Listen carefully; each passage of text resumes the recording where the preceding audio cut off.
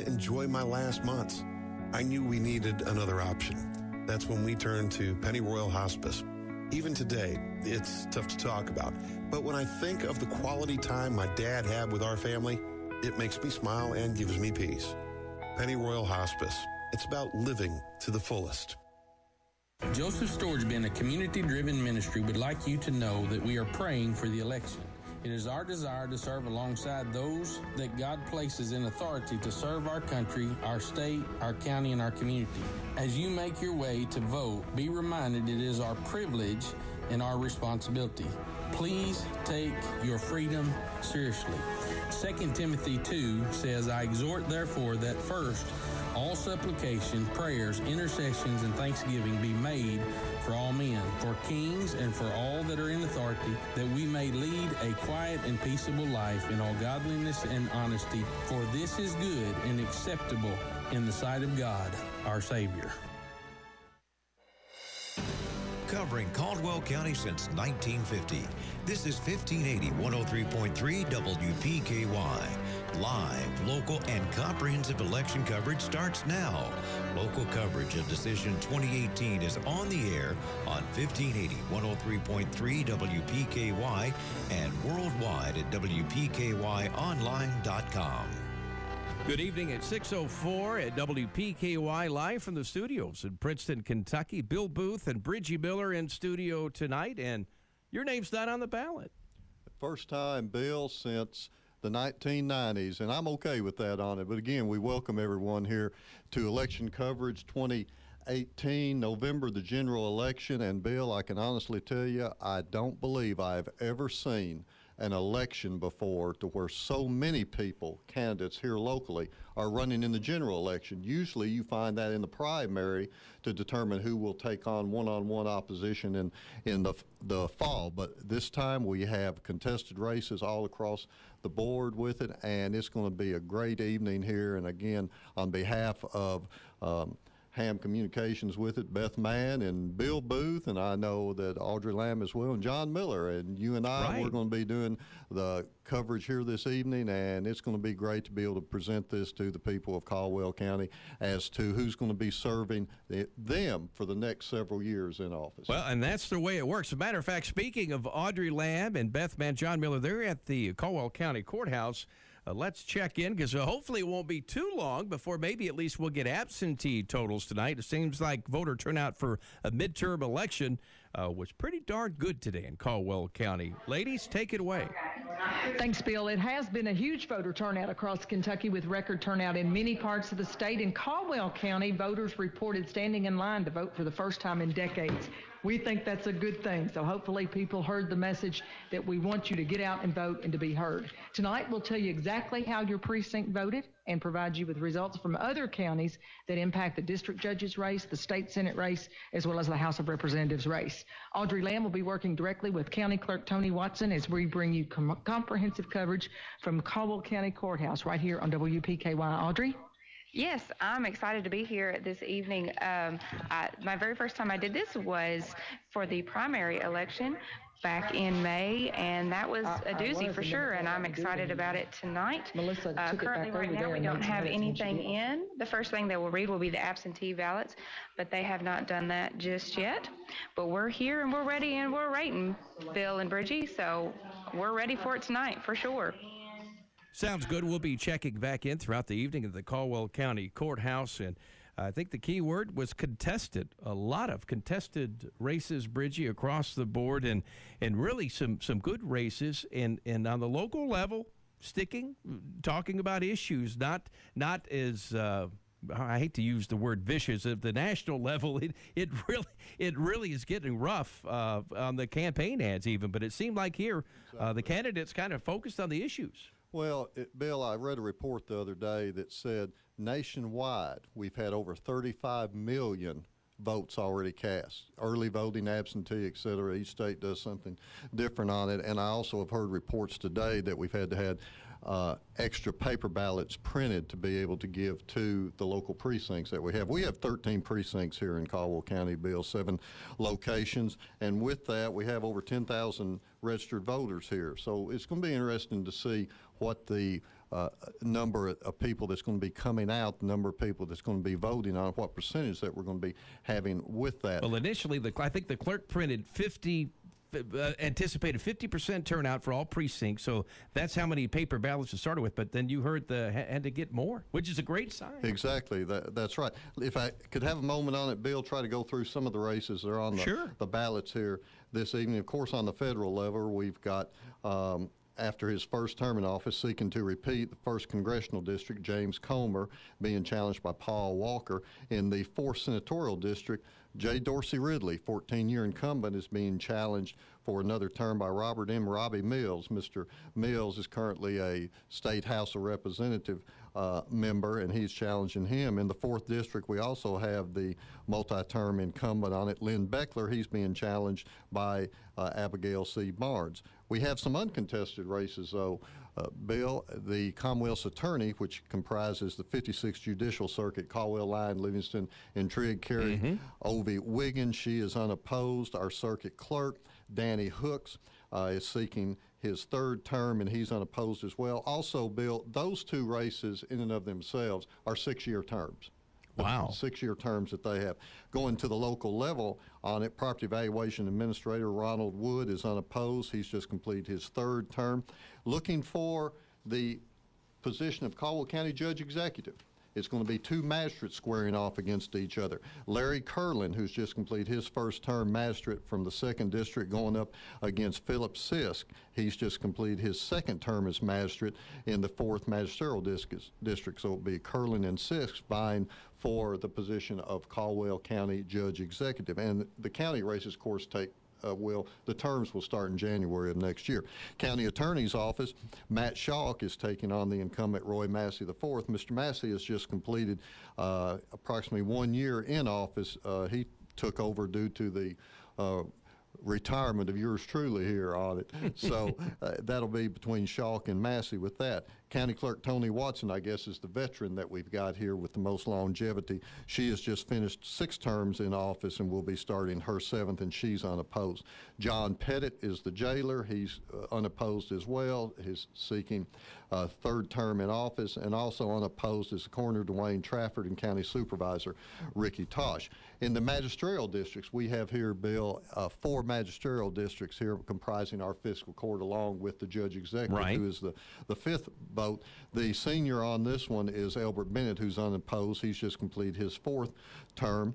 Also, when you're looking at the areas in what we call the 2nd magisterial district, that's the open seat. As I've already told you, that Larry Curlin vacated that position. To run for Judge Executive. To run for Judge Executive. And that's going to be contested between Jeff Boone, the political newcomer, going up against Shirley Boyd Gray, who's a former magistrate in this seat several years ago. So that will be Boone and Gray squaring off there.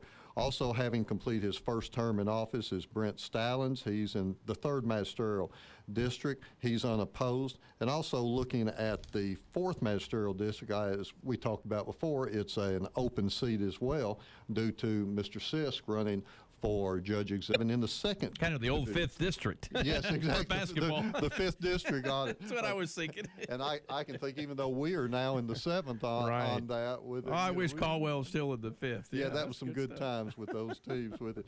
But looking at the 2nd division in the 56th Judicial District, due to the retirement of the present judge, Jill Clark, we're going to have a new district judge there. And that's going to be between Natalie White or Jared H. Jackson. Jared H. Jackson, Natalie White is going to be vying for that position. We also have school board races here as well. These are nonpartisan also. In the 2nd Educational District, Tim Kennedy is unopposed. He's the incumbent. Going in the 3rd Educational District, it's going to be a newcomer there. Kim Cook versus Shane Fortner. Fortner and Cook will be squaring off. As likewise over in the 4th Educational District, we're going to be having Stacey Brantley, Sean Meston, and Catherine Lewis. Let's check in now with the courthouse. I think Beth Mann is standing by with Audrey Lamb. Thank you, Bill. We have absentees coming up next, and we're working very closely with our county clerk tonight, Tony Watson, and she is opening the envelope and has some totals for us coming in here now for the absentee. We've reported no significant problems today. We have had standing lines, which is a wonderful thing. We have had to go to electronic voting on some precincts, and she's passing out the information now with the voting totals on it for absentee coming up for Caldwell County.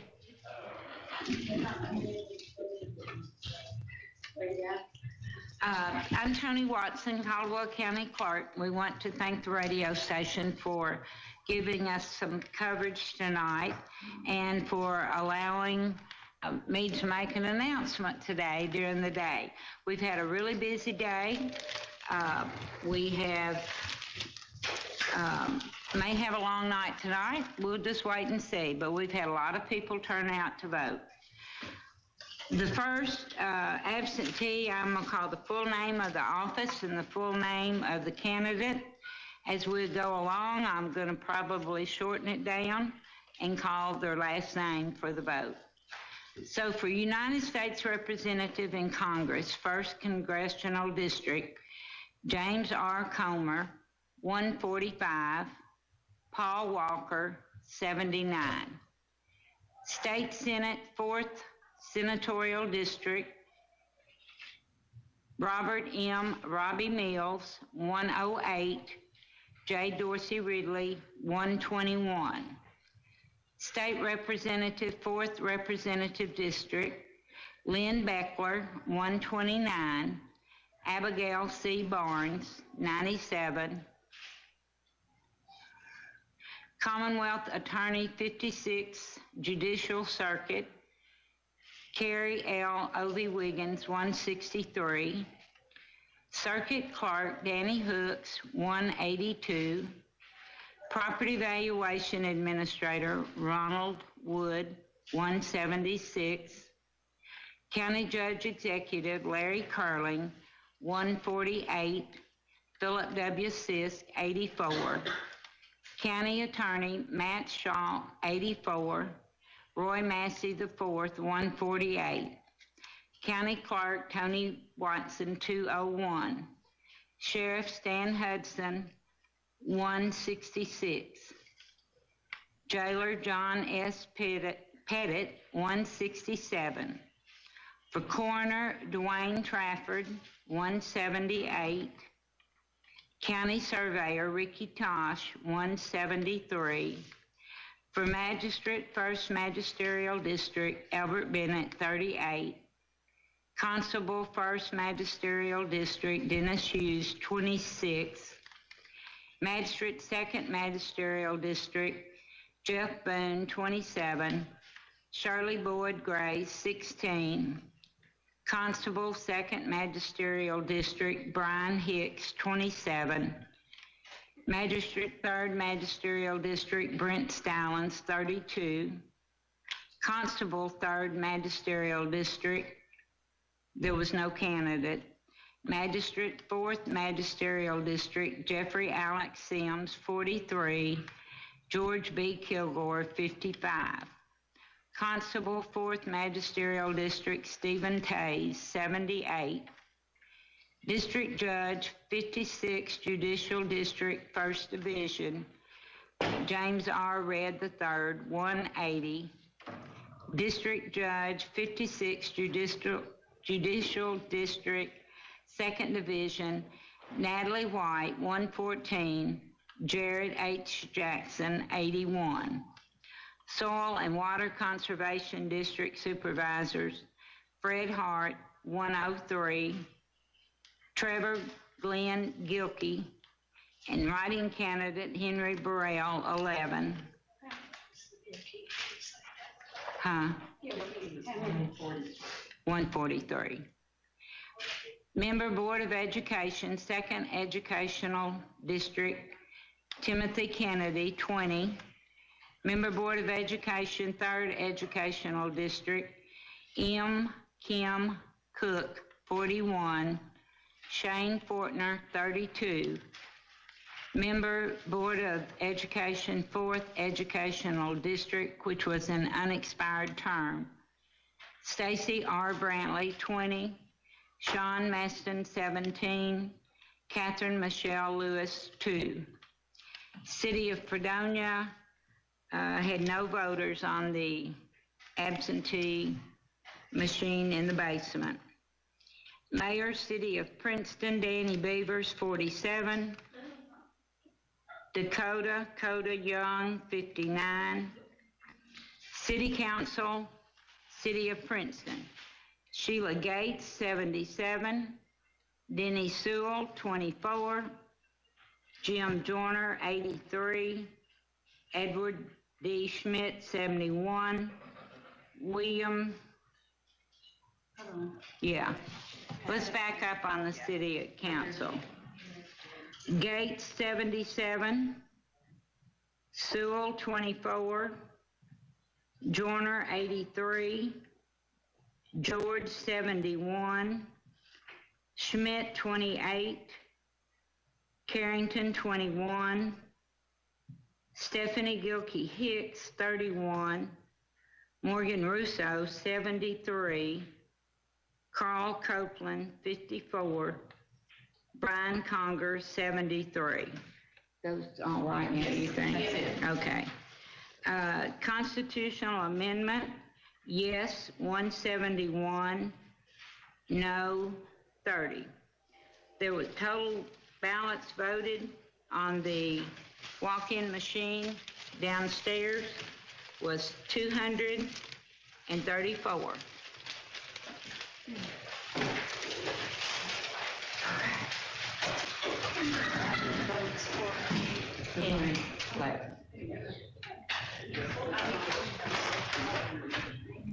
So you just heard the county clerk for Caldwell County give absentee ballots. So they've got those counted and read. Of course, we'll try to give you some running totals throughout the evening, too. You're listening to live election coverage of Decision 2018.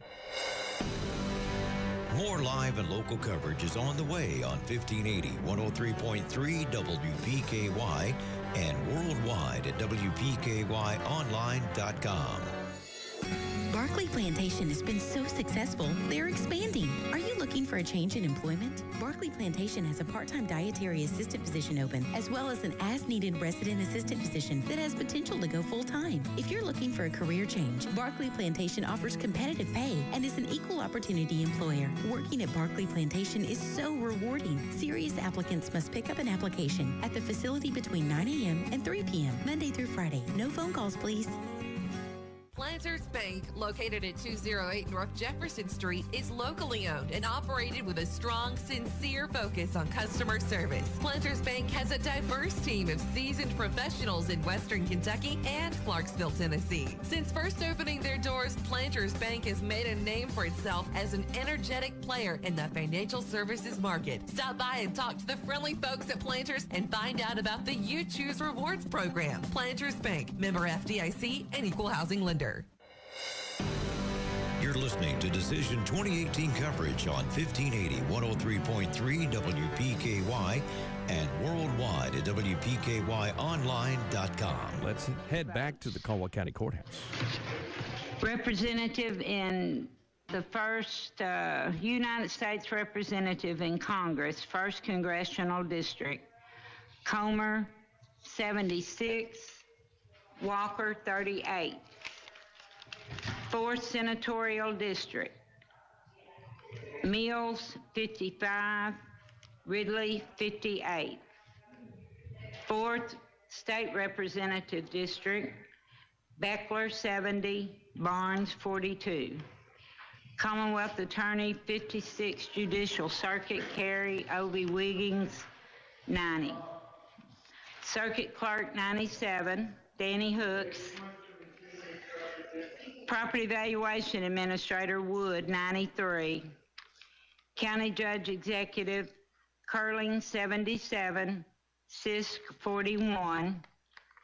County Attorney, Schalk, 37. Massey, 82. County Clerk, Watson, 102.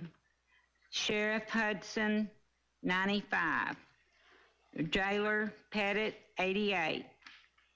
Coroner, Trafford, 93.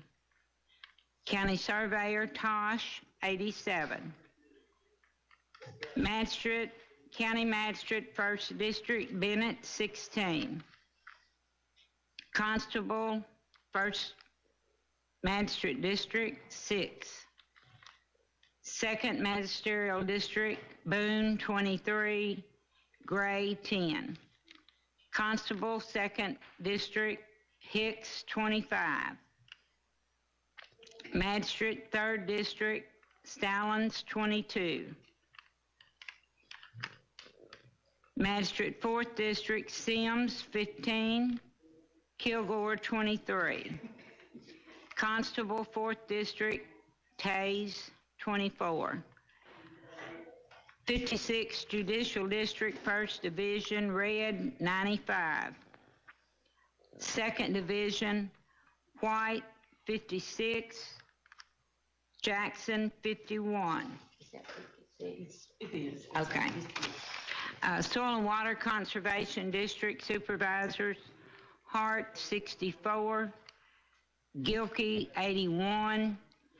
And 5 write-in votes. Member Board of Education, 2nd District, Kennedy, 12. Board of Education, 3rd District, Cook, 18. Fortner, 4. Board of Education, 4th District, unexpired term, Brantley, 4. Meston, 9. Lewis, 2. Mayor, City of Fredonia, Seibert, 1. City Council of Fredonia, Dunbar, 1. Phelps, 1. Tabor, 1. Lamb, 1. Boone, 1. Mayor, City of Princeton, Beavers, 19. Young, 39. City Council, City of Princeton, Gates, 38. Sewell, 12. Joyner, 38. George, 38. Schmidt, 18. Carrington, 15. Hicks, 11. Russo, 29. Copeland, 26. Conger, 35. The constitutional amendment, yes, was 75. No was 18.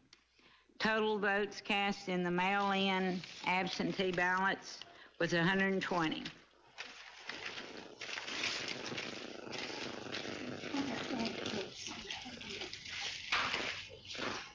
So you've just heard the absentee mailing, which I didn't realize that's different than the absentee votes, Bridgie, and already I don't know how absentees normally run in Caldwell County, but the mail-ins 120 and 234 absentee votes.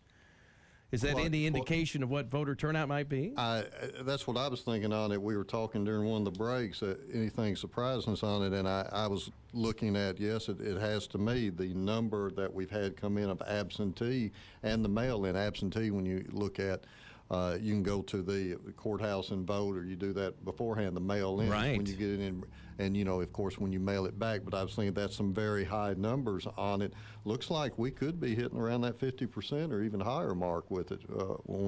Bill, when you look at this, and again, 10,043 registered voters here in Caldwell County. You know, it does sort of give you a indication that it's been a big day for elections here in Caldwell County. Looking quickly, if we could, sure, could please, in the city of Princeton, we're having a mayor's race. The incumbent, Danny Beavers, is being challenged by a councilman, Dakota Cody Young, on it, and you've already seen some numbers coming through on that. So it's Beavers and Young and Beavers going at that. Also, when we have the city of Princeton, the city council individuals, there are 6 seats available on it, Bill. 10 people running for that on it. The incumbents are Sheila Gates, Jim Joyner, Pat George, and Brian Conger, and they're trying to keep their seats, and these seats are 2 years on it, where the mayor is 4. Is it the top so many vote getters get into city council? Yes,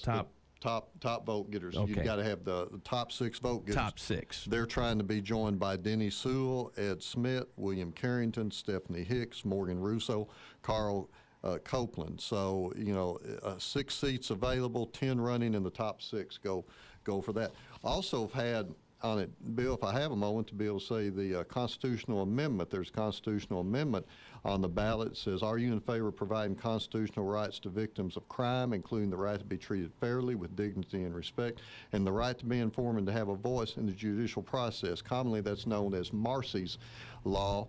And Franklin Circuit Judge Thomas Wingate held that the votes for this amendment on a legal action this past couple of weeks said should not have legal effect. In other words, shouldn't be certified on it due to the ballot language proposed being too vague and not accurately explain the details of the amendment. After the election, of course, Kentucky Supreme Court will be looking at this, reviewing the circuit court's decision, and to determine if the votes, in fact, will be certified on it. Looks like in Caldwell County so far, based on just the absentee votes alone, yes, has a decided advantage. Of course, that could change once the other precincts come in. But quickly, I'm looking looks like 246 versus 48 on yes on the constitutional amendment with it. So, some very high numbers coming in here with it, Bill, that we have. I also think when you look at two races that I was looking at, mayor, city of Princeton.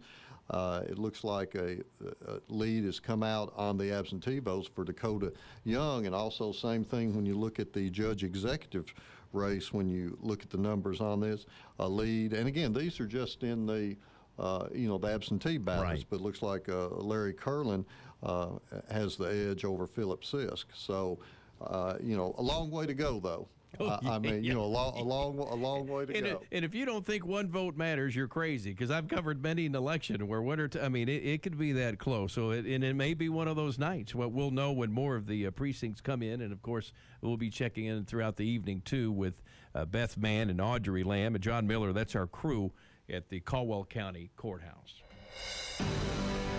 More live and local coverage is on the way on 1580, 103.3 WPKY and worldwide at WPKYonline.com.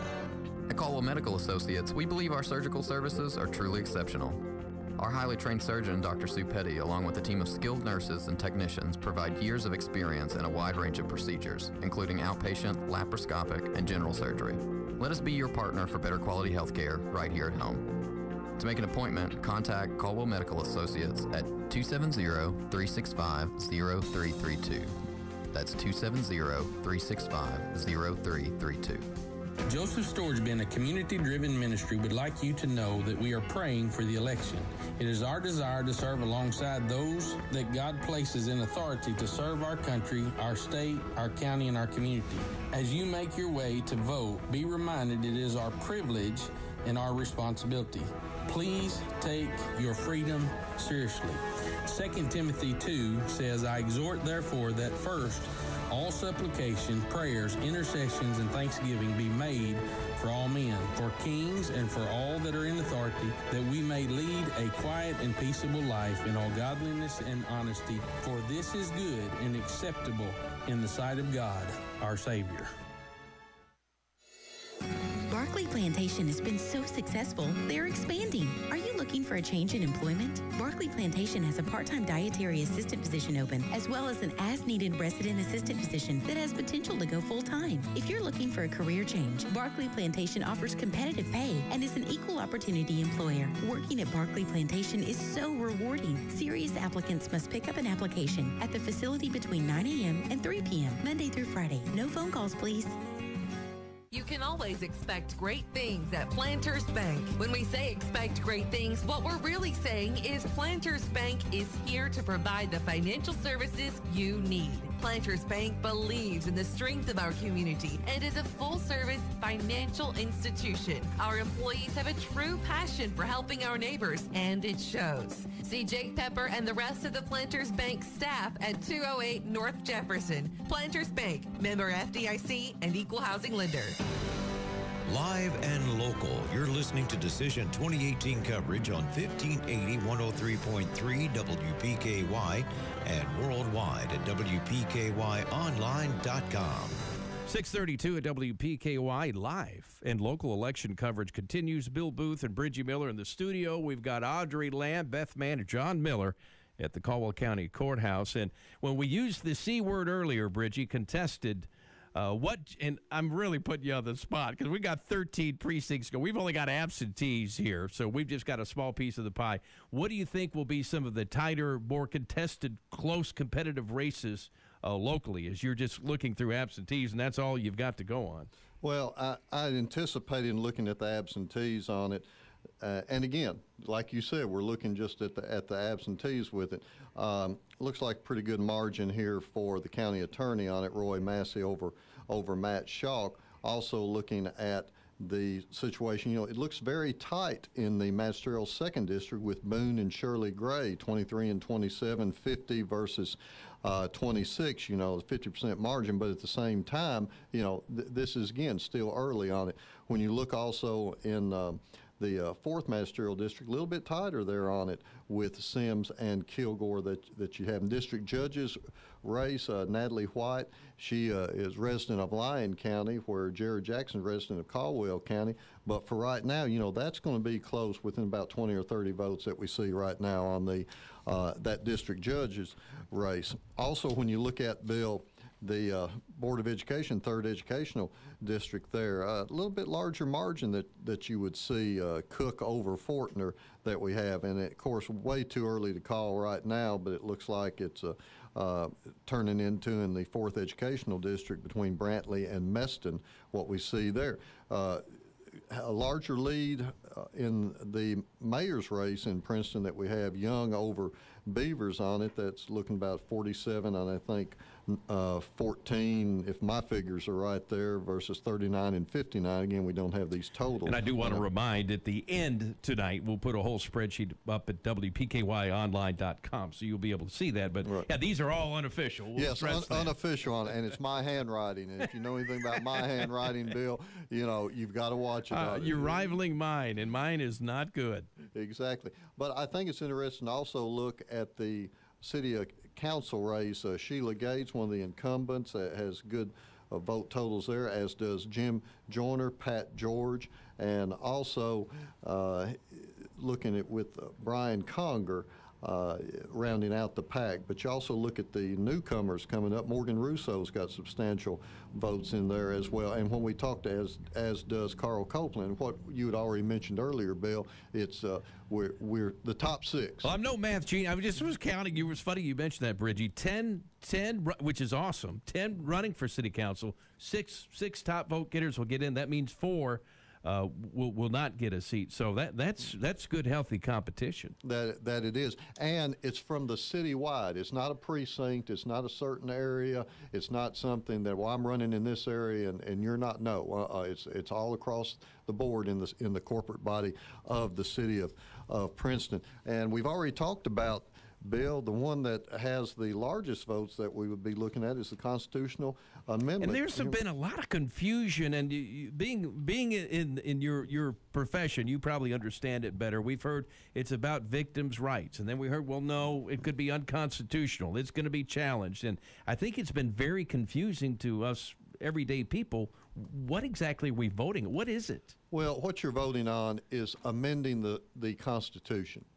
And when you amend the Constitution, you're establishing rights. Now, this is just me talking, okay? Yeah, unofficial, right. whatever. Yeah, sure. But you're not going to bill me $200 an hour, are you? I'd be a little bit more than that on it, Bill. But you're in the ballpark, okay? All right. But you're establishing constitutional rights when you do that, as opposed to legislation. If something were to be done, that would be establishing a law that you have. So, and there's a difference between establishing the law and procedure how something's to be done versus a constitutional right. And there's where the rub gets in on it. What would you be looking at insofar as changing the Constitution and declaring rights for individuals that we have versus just having some type of law? And that's what they're trying to debate right now, or what they're looking at, whether Judge Wingate's already said it's vague. And with that, he said the vote should not be, they're going to be counted, because that's what we're doing right here. They're going to be counted. But then you still have to have certification on. That's going to be up to the Kentucky Supreme Court to determine if that's going to be done or not. But also in looking at that, it's going to be interesting to see what happens all across the Commonwealth of Kentucky. If it goes anything like this, you're going to see tremendous amount of support and votes going for the constitutional amendment that we already have. Yeah, it's almost, not quite, almost, just with absentee in Caldwell County, 200 to 48. Exactly. Also, I want to talk about the district judge's seat here. Judge Jill Clark retiring after, I believe, 5 terms in office. We're looking at Jared Jackson, Natalie White, a newcomer there. And this is made up. It's a 4-year term as well, Bill. But it's Caldwell, Lyon, Livingston, and Trigg. So depending upon what happens in Caldwell County, you still have 3 other counties that you have to look at on that as well. Now, of course, we don't have the uncontested races. If you get 1 vote, you're in for another term on that. But in looking at the contested races that we have here, I thought it's also interesting that you have J. Dorsey Ridley, 14 years trying to keep his seat. And that's a 4-year term in the state senate. But Robbie Mills, the representative from up and around the Henderson area, and that area, that's very close right there. You have 121 plus 58, 55, and 108. So that's within, 7-8 votes difference right there. 163, 179. That's roughly with a small edge to the incumbent, but yeah. Right. And that's made up of other counties as well. I think that's, and again, off the top of my head, I think that's picking up Henderson County, picking up Livingston County. And the candidate from Henderson County doing pretty well in Caldwell County is interesting. Yes, and Dorsey Ridley is from there as well. So I mean, we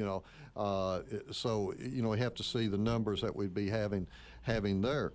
We're on live election coverage here, Caldwell County votes. And Caldwell County is going to be speaking here as to what we're going to be having, and we'll probably know in the next couple of hours on it. I'm Bridget Miller is going to be along with Bill Booth here in the booth, Beth Mann, Audrey Lamb, and John Miller live from the courthouse. And with that, I'm assuming you're sort of looking at me. Does this mean break? Yeah, we've got to pay the bill. Okay. So with that, come back. More live and local coverage is on the way on 1580, 103.3 WPKY, and worldwide at WPKYonline.com. Traveling can be great. Traveling on vacation, to see family, to a great spot to shop. But traveling to get your health care? Not so much. Caldwell Medical Center provides top quality surgical services right here at home. Our surgeon, Dr. Sue Petty, and her skilled team provide outpatient, laparoscopic, and general surgery services to you in your own community so that you can be with your friends and family during your treatment and recovery. To learn more, you can contact Caldwell Medical Associates at 270-365-0332. That's 270-365-0332. My family watched as my dad, my kids' grandpa's quality of life seemed to quickly fade. We kept hearing, try this or try that. But when you hear, I just want to enjoy my last months, I knew we needed another option. That's when we turned to Pennyroyal Hospice. Even today, it's tough to talk about. But when I think of the quality time my dad had with our family, it makes me smile and gives me peace. Pennyroyal Hospice. It's about living to the fullest.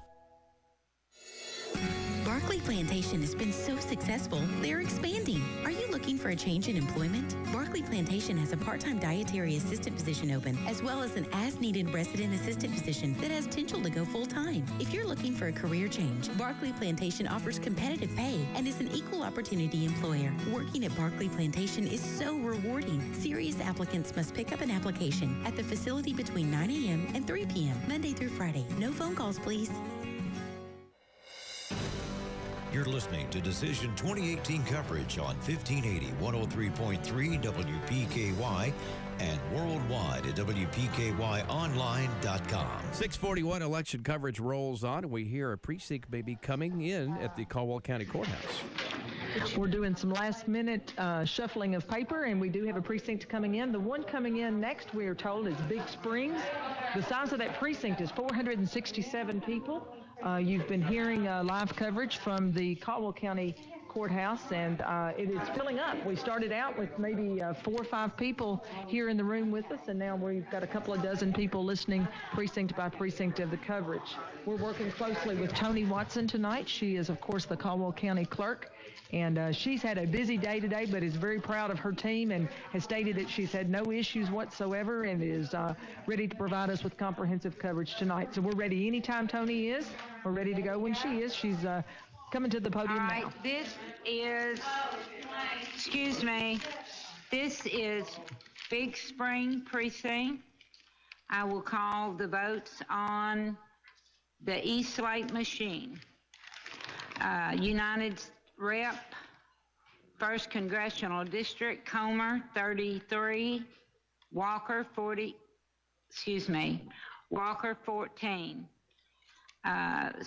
4th Senatorial District, Mills, 25, Ridley, 23, State Rep, 4th District, Beckler, 29, Barnes, 19, Commonwealth Attorney, 56th Circuit, O.V. Wiggins, 37, Circuit Clerk, Hooks, 41, Property Valuation Administrator, 40, that's Ronald Wood, 40 votes.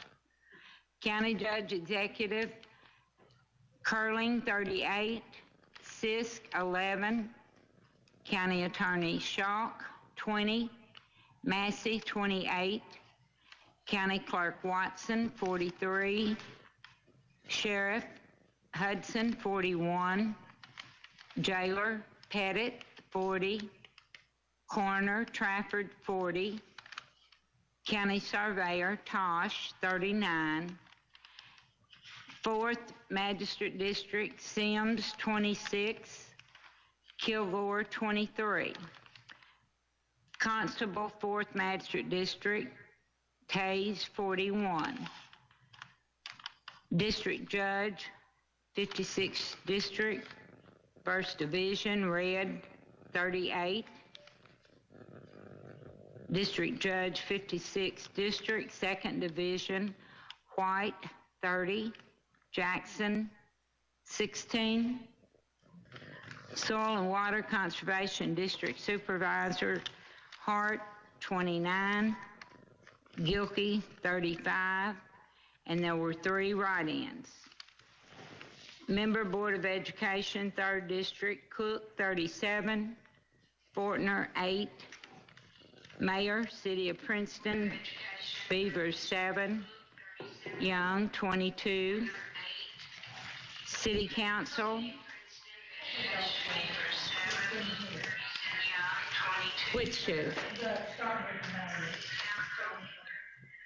Beavers, 7, Young, 22, City Council, City of Princeton, Gates, 23, Sewell, 10, Joyner, 18, George, 14, Schmidt, 11, Carrington, 4, Hicks, 12, Russo, 23, Copeland, 22, Conger, 23. Constitutional Amendment, yes, 19, no, 23. Total votes on this machine was 49.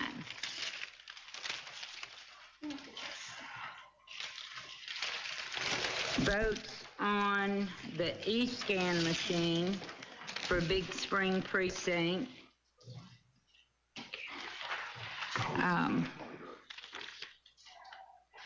U.S. Rep in Congress, 1st District, Comer, 116, Walker, 60.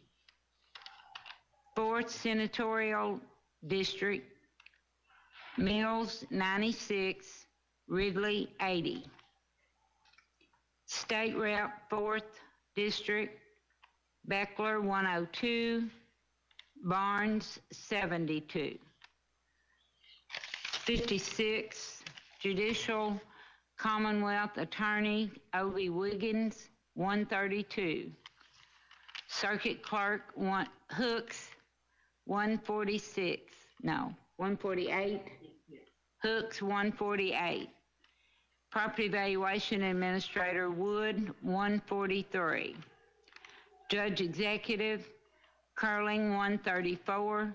Sisk, 47. County Attorney, Schock, 56. Massey, 123. County Clerk Watson, 148. Sheriff Hudson, 138. Pettit, 136 for jailer. Coroner Trafford, 141. County Surveyor Tosh, 138. Magistrate, 4th District, Sims, 91. Kilgore, 86. Constable, 4th Magisterial District, Tays, 133. District Judge of the 56th District, 1st Division, Red, 139. 2nd Division, White, 91. Jackson, 75. Soil and Water Conservation District Supervisor, Hart, 86. Gilkey, 113. Write-ins, 3. Board of Education, 3rd District, Cook, 118. Fortner, 46. Mayor of Princeton, Beavers, 37. Young, 86. City Council, City of Princeton, Gates, 99. Sewell, 44. Joyner, 89. George, 72. Schmidt, 37. Carrington, 39. Hicks, 61. Russo, 80. Copeland, 74. Conger, 86. Constitutional Amendment, yes, 70. No, 75. Total votes cast on this machine in Big Spring Precinct is 182. Now, on the Soil and Water Conservation Supervisors, we do have one write-in candidate, but we will not know if they were actual votes or not until we run the tapes and review them.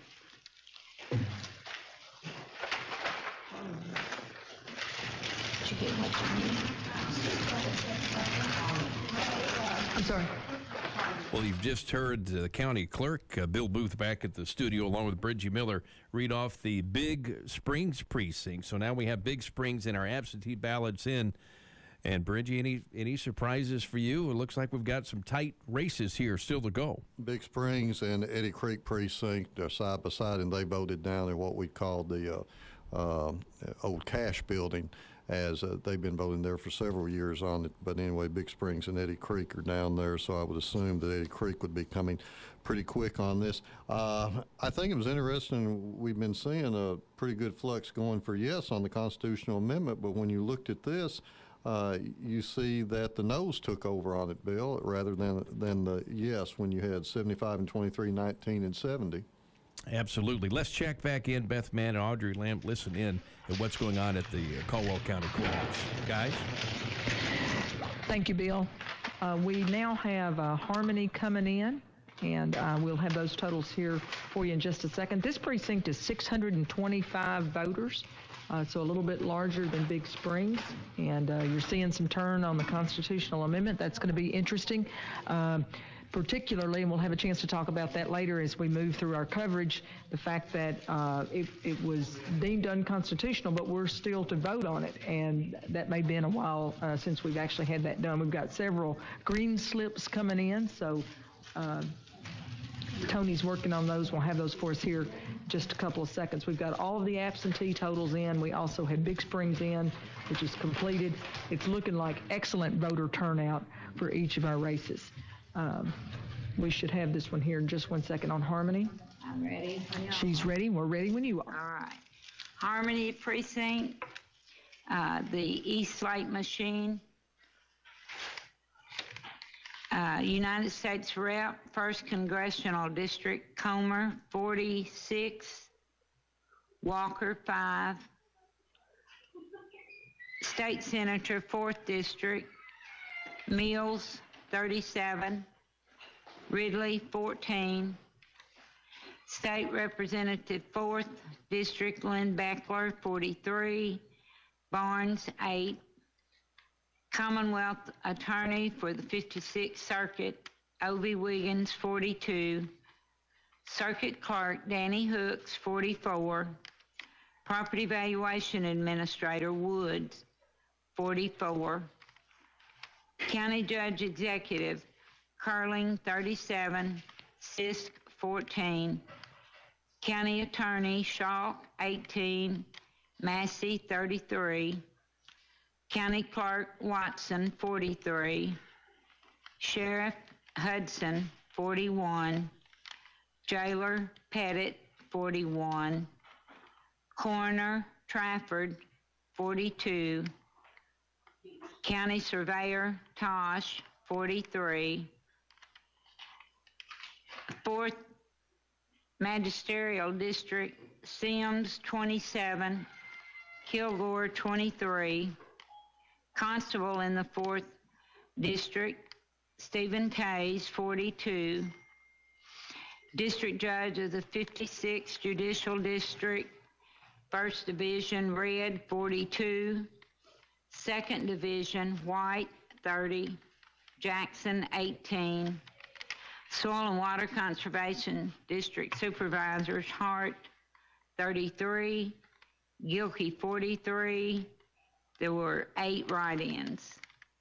Member Board of Education, 3rd District, Cook, 41. Fortner, 6. Constitutional Amendment, yes, 17. No, 32. There were 51 voters on this machine in Harmony Precinct.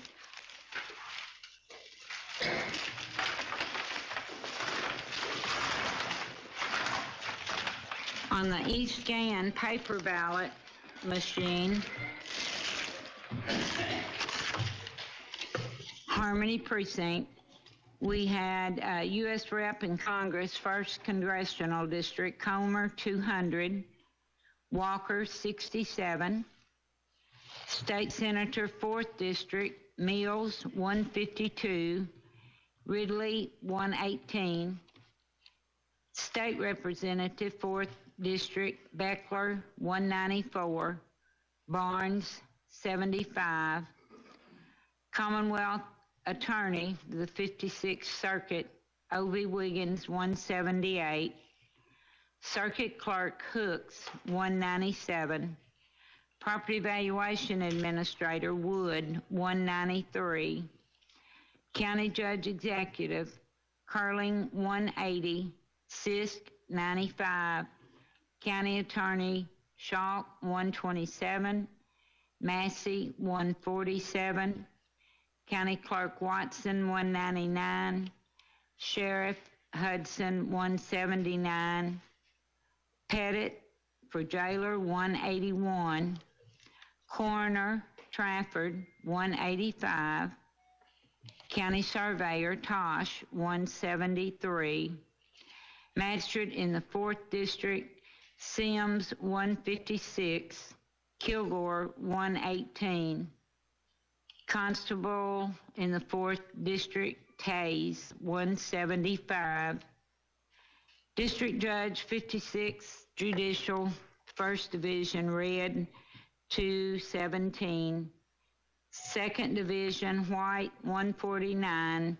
Jackson, 105. Soil and Water Conservation District Supervisors, Hart, 147. Gilkey, 170. And there were 15 write-ins. Board of Education, 3rd District, Cook, 175. Fortner, 73. Constitutional Amendment, 141. Yes. 108, no. There were 277 voters who used the eScan machine at Harmony.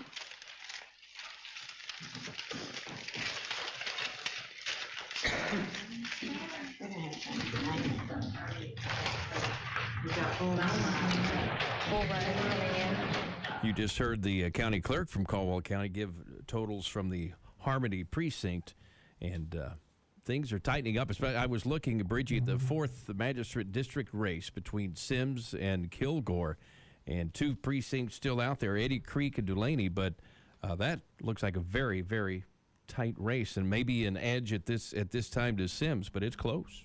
exactly on it, and Eddy Creek is a large voting precinct on it, and it looks like right now, I think we ran some figures and showed in one of them, I believe we were right around the 40% mark that we ran earlier, I think, for Big Springs. Again, all these are unofficial, and let me just reemphasize that several times over, but that's some pretty good vote percentages on it when we look at that. But no, you're right, so we still have in the Eddy Creek and Dulaney precincts still to go on it. It looks like Bull Run is coming in now. We think the next precinct to be called out by the county clerk. Let's check in now. Beth Mann standing by with Audrey Lamb at the courthouse. Thank you, Bill. We've got Bull Run coming in right after that. Dulaney. Those are larger precincts, as most people know already. Bull Run, I'll try to get you some numbers here. All right. Bull Run is 705 voters in that precinct. And then Dulaney is 823. So I can assure you that Jeff Sims and George Kilgore are listening very carefully as that Dulaney precinct comes in. That could be a determining race for them. That's very close. That race is close. Bull Run will be first. Coming up after that is Dulaney, and we have a third one coming up right in behind that, so you'll be able to stay with us here for a few minutes. We're reporting live on WPKY. We're at the Caldwell County Courthouse. Butler is also coming in behind, so we're Bull Run, Dulaney, and then Butler. So we have 3 precincts coming in back to back, and we'll give those to you this time down. We're ready to get started with that, and Tony Watson takes the podium. Bull Run Precinct. East Slate Machine. U.S. Rep, 1st Congressional District, Comer, 53, Walker, 11. State Senator, 4th District, Mills, 38, Ridley, 26. State Rep, 4th District, Beckler, 44, Barnes, 20. Commonwealth Attorney, 56th Circuit, Obie Wiggins, 49. Circuit Clerk, Hooks, 54. Property Valuation Administrator, Wood, 53. County Judge Executive, Curling, 48. Sisk, 18. County Attorney, Shaw, 24. Massey, 41. County Clerk, Watson, 56. Sheriff, Hudson, 52. Jailer, Pettit, 49. Coroner, Trafford, 53. County Surveyor, Tosh, 54. Magistrate, 2nd District, Boone, 42. Gray, 22. Constable, 2nd District, Hicks, 46. District Judge, 56 Judicial, 1st Division, Red, 57. 2nd Division, White, 44. Jackson, 18. Soil and Water Conservation District Supervisors, Hart, 35. Gilkey, 43. There were 8 write-ins. Member Board of Education, 2nd District, Kennedy, 23. Mayor, City of Princeton, Beavers, 12. Young, 20. City Council, City of Princeton, Gates, 22. Sewell, 7. Joyner, 18. George, 19. Schmidt, 13. Carrington, 8. Hicks, 10. Russo, 21. Copeland, 22. Conger, 23. The Constitutional Amendment, yes, 23. No, 37. Total ballots voted on the e-scan machine. E-slate machine, 66.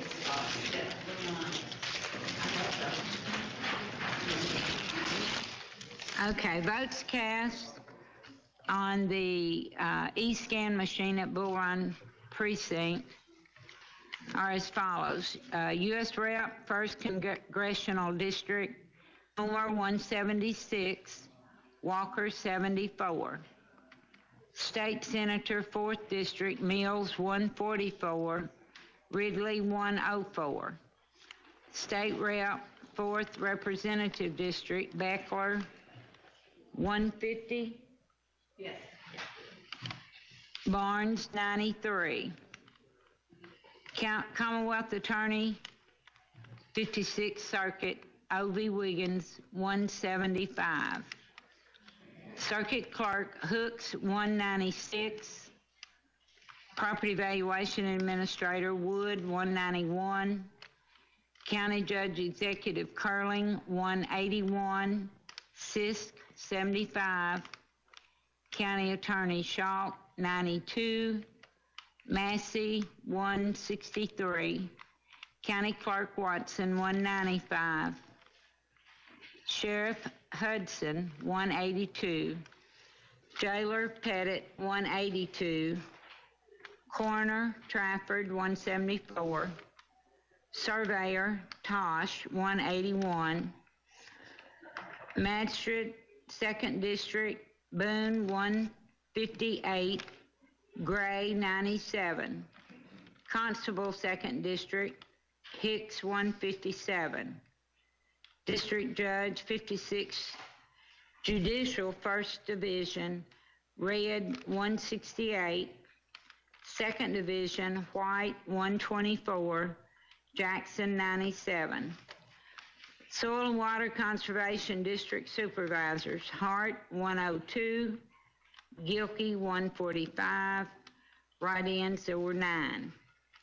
Member Board of Education 2nd District Kennedy 85.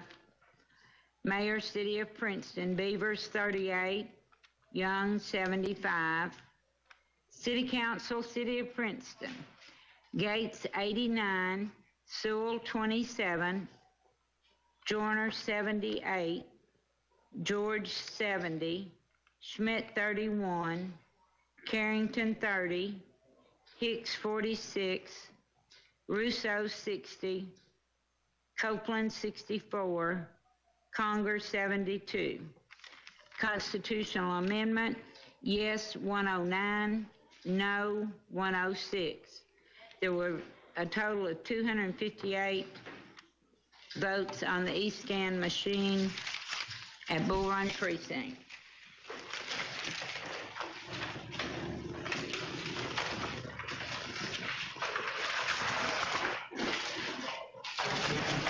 Delaney is next. Awaiting totals now on Delaney. Delaney is the next precinct. That is 823 voters in Caldwell County. We're broadcasting live from the Caldwell County Courthouse. You're listening to live coverage on WPKY Princeton. Tony Watson is our county clerk. She has the podium and is giving precinct by precinct totals. And we have 2 other precincts coming behind this. So Delaney is coming up. This is a precinct that Jeff Sims and George Kilgore will be watching very carefully, as it will be the next to the last precinct for that particular race. Butler and Eddy Creek coming up after that. So we have 3 precincts coming: Delaney, Butler Creek, Eddy Creek. Okay. Butler and Eddy Creek. My apologies. They have a very organized method here. I'm very impressed. This is my first time to cover Caldwell County election, and they're doing a great job. They have exactly their routine down pat, and we appreciate them working with us tonight on WPKY to bring you complete and comprehensive coverage. Online as well at WPKYonline.com, and the podium's yours. I now give it to Tony Watson.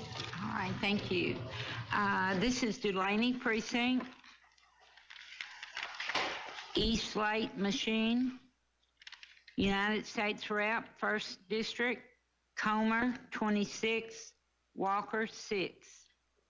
State Senator, 4th District, Mills, 20, Ridley, 11. State Rep, 4th District, Beckler, 20, Barnes, 12.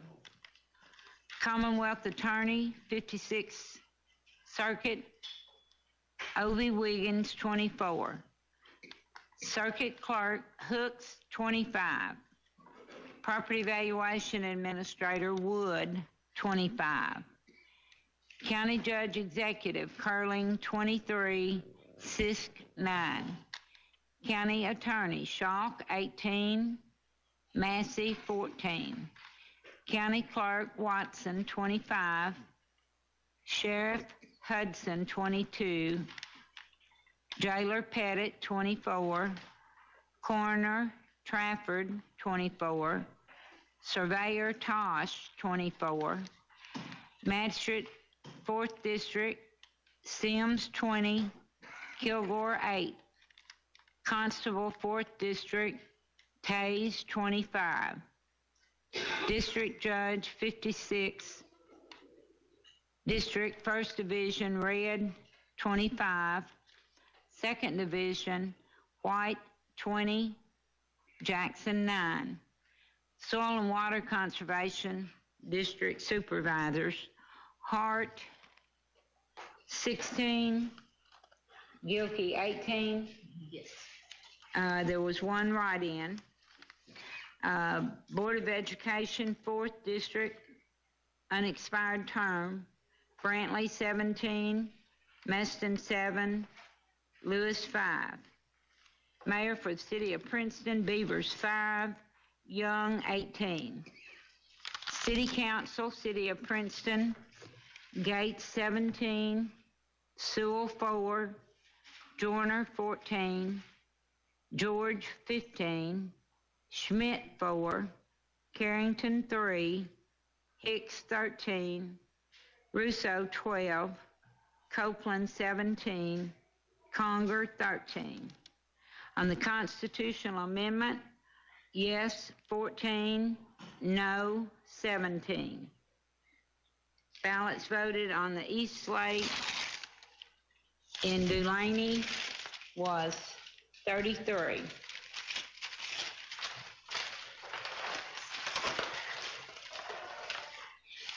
On the east scan machine, Dulaney Precinct,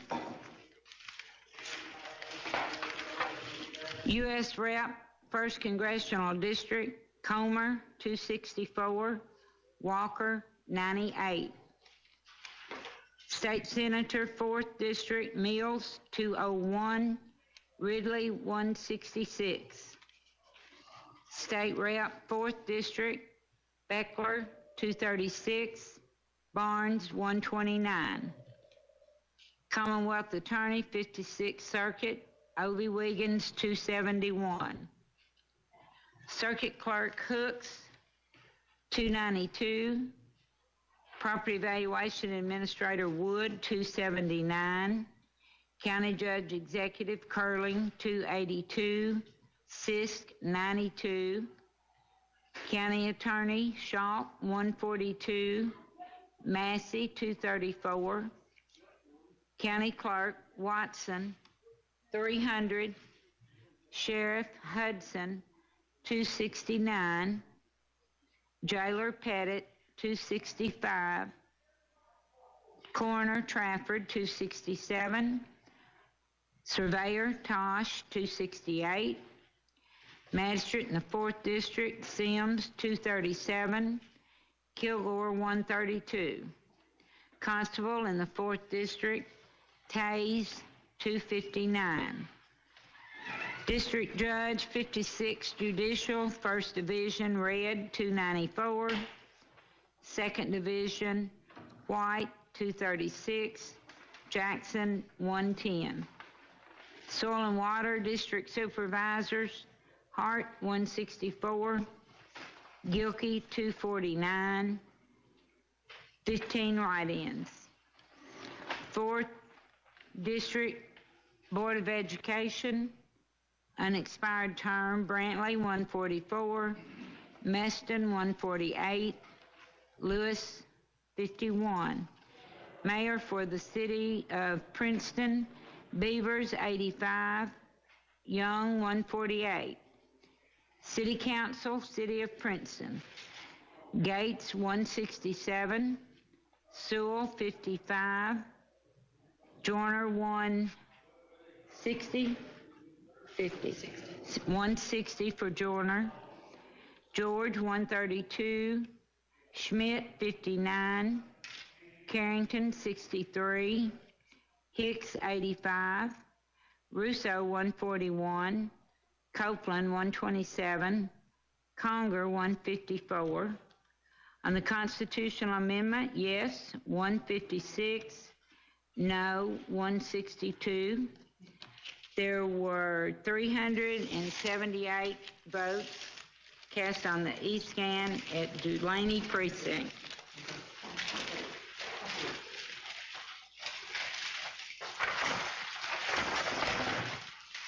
Okay, we have 4 precincts coming in. We have Eddy Creek, White Sulphur, Donaldson, and Butler still coming in. So pretty fast results now. Took a little while to get the first precinct in, but after that we've moved very quickly, very smoothly. Eddy Creek, White Sulphur, Donaldson, and Butler coming up next. We're running some totals here for you. I want to be sure we're exactly correct on that, so that would take us a few minutes as we're trying to also keep up with currently what's coming in. Again, we have Eddy Creek, White Sulphur, Donaldson, and Butler coming in. And we'll tell you, we just heard from Lyon County. We have a reporter over there working tonight, and we're particularly interested in the district judges race there. And it does appear at this point that Natalie White is solidly leading the charge in Lyon County as well as Caldwell County. So just give you that information, that update. It's busy here tonight. We have a nice crowd on hand listening to the coverage, and Tony Watson and her team of clerks working overtime tonight to provide comprehensive coverage of Caldwell County coverage. Tony, I know, has been doing this for many years, and I think her team's done a super great job. Again, we have already heard tonight from Big Springs, Harmony, Bull Run, and Delane. Next, we're hearing from Eddy Creek, White Sulphur, Donaldson, and Butler. So we have 4 precincts coming in. As we await those totals, we'll have those here. We'll just keep it here, Bill, so we can be prepared when Tony's ready to go to the podium. To give you a little bit of information there, Eddy Creek is a large precinct as well, 849 voters there, and she's preparing to take the podium to give us those totals in just a second. That is one of the larger precincts in Caldwell County. And it will be the last precinct for the Sims and Kilgore race. So it's all yours. Eddy Creek Precinct. I'm too close. Eddy Creek Precinct, East Lake Machine. U.S. Rep, 1st Congressional District, Comer, 58. Walker, 31. State Senator, 4th District, Mills, 37. Ridley, 52. State Rep, 4th District, Beckler, 43. Barnes, 46. Commonwealth Attorney, 56 Judicial, Obie Wiggins, 71. Circuit Clerk, Hooks, 80. Property Valuation Administrator, Wood, 79. County Judge Executive, Curling, 61. Sisk, 29. County Attorney, Schalk, 23. Massey, 68. County Clerk, Watson, 80. Sheriff Hudson, 75.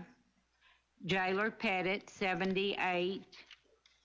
Coroner Trafford, 77. County Surveyor Tosh, 78.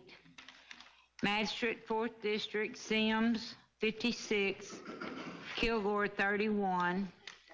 Constable 4th District, Tays, 74. District Judge, 56 Judicial 1st Division, Red, 81. 2nd Division, White, 65.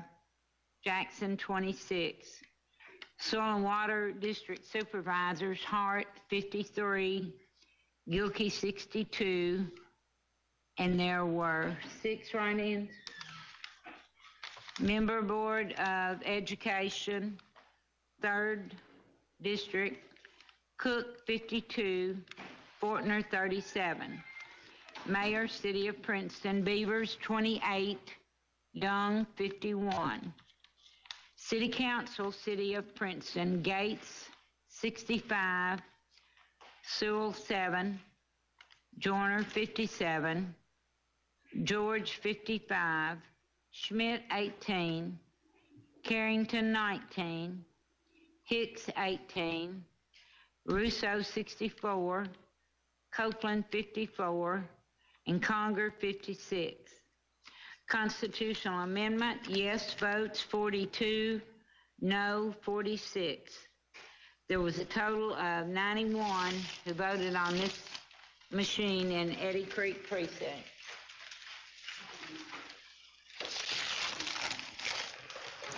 Voting on the e-scan machine in Eddy Creek, U.S. Rep, 1st Congressional District, Comer, 313, Walker, 110. State Senator, 4th District, Mills, 167, Ridley, 258. State Rep, 4th District, Beckler, 235, Barnes, 190, Commonwealth Attorney, 56 Judicial, O.V. Wiggins, 333. Circuit Clerk Hooks, 348. PVA Wood, 332. Judge Executive Curling, 270. Sisk, 162. County Attorney Shaw, 110. Massey, 323. County Clerk Watson, 356. Hudson, Sheriff Hudson, 323. Jailer Pettit, 324. Coroner Trafford, 327. Surveyor Tosh, 316. Magistrate in the 4th District, Sims, 230. Kilgore, 191. Constable in the 4th District, Tays, 310. District Judge, 56 Judicial Division, 1st Division, Red, 348. 2nd Division, White, 283. Jackson, 130. Soil and Water District Supervisors, Hart, 235. Gilkey, 278. Write-ins, 12. Board of Education, 3rd District, Cook, 277. Fortner, 133. Mayor, City of Princeton, Beavers, 128. Young, 155. City Council for the City of Princeton, Gates, 223. Sewell, 42. Joyner, 213. George, 198. Schmidt, 79. Carrington, 32. Hicks, 58. Russo, 214. Copeland, 165. Conger, 215. On the constitutional amendment, yes vote was 182, no 188. There was a total of 434 ballots cast on the e-scan machine at Eddy Creek Precinct.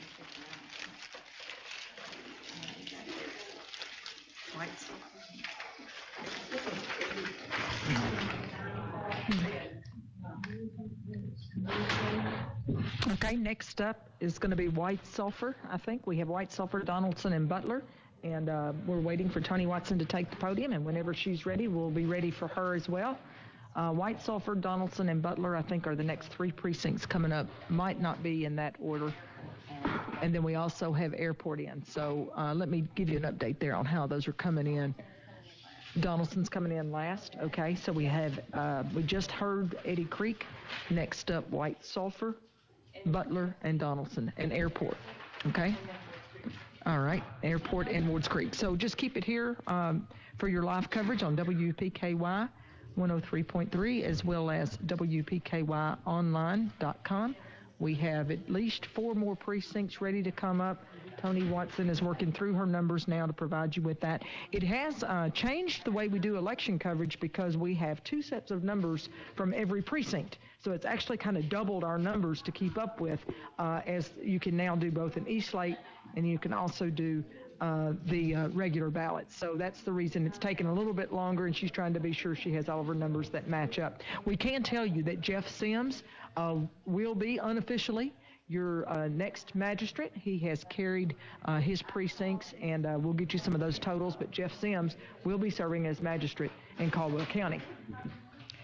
It is also looking very favorable at this time that Dakota Young will be our next mayor, unless some precincts change drastically in the next 2 or 3 precincts. We're going to be looking at a new mayor of Princeton as well. All right, here's the order of our precincts that we're waiting to do. It will be Butler, Wards Creek, Airport, and Donaldson. Butler, Wards Creek, Airport, and then Donaldson. And White Sulphur is in the tank. So I would say that we will have some final precinct coverage here in just the next few minutes. You're listening to live coverage on WPKY. Thank you for listening tonight. We've got a good crew here working tonight. Audrey Lamb is totaling her numbers, and we're ready now to go for our next precinct. White Sulphur, East Lake Machine, U.S. Rep, 1st Congressional District, Comer, 33, Walker, 18. State Senator, 4th District, Mills, 30, Ridley, 21. State Rep, 4th District, Beckler, 32, Barnes, 19. Commonwealth's Attorney, 56 Judicial, O.B. Wiggins, 34. Circuit Clerk, Hooks, 41. PVA Wood, 41. Judge Executive Curling, 37. Sisk, 14. County Attorney Schalk, 12. Massey, 38. County Clerk Watson, 42. Sheriff Hudson, 39. Jailer Pettit, 37. Coroner Trafford, 41. Surveyor Tosh, 39. Magistrate, 1st District, Bennett, 42. Constable, 1st District, 38 for Hughes. 56, Judicial District Judge, 1st Division, Red, 38. 2nd Division, White, 27. Jackson, 20. Soil and Water District Supervisors, Hart, 21. Gilkey, 33. There were 6 write-ins. Board of Education member, 4th District, on an unexpired term. Brantley, 18. Meston, 21. Lewis, 6. Is that where you're on? 6? Yes. Okay. Yes. Mayor, City of Princeton, Beavers, 6. Young, 13. City Council of Princeton, Gates, 13. Sewell, 6. Joyner, 13. George, 12. Schmidt, 4. Carrington, 9. Hicks, 5. Russo, 7. Copeland, 15. Conger, 12. On the constitutional amendment, yes votes were 20, no votes were 23. There was 51 total votes cast on the East Lake machine at White Sulphur. Okay. On the East Scan machine at White Sulphur, the votes are following. U.S. Rep, 1st Congressional District, Comer, 223. Walker, 131. State Senate, 4th District, 183. Ridley, 173. State Rep, 4th District, Beckler, 207. Barnes, 145. Commonwealth Attorney, 56 Judicial, O.B. Wiggins, 249. Circuit Clerk, Hooks, 280. PVA, Wood, 276. County Judge Executive, Curling, 253. Sisk, 106. County Attorney Schalk, 134. Massey, 224. County Clerk Watson, 286. Hudson, 271 for sheriff. Jailer Pettit, 264. Coroner Trafford, 259. Surveyor Tosh, 257.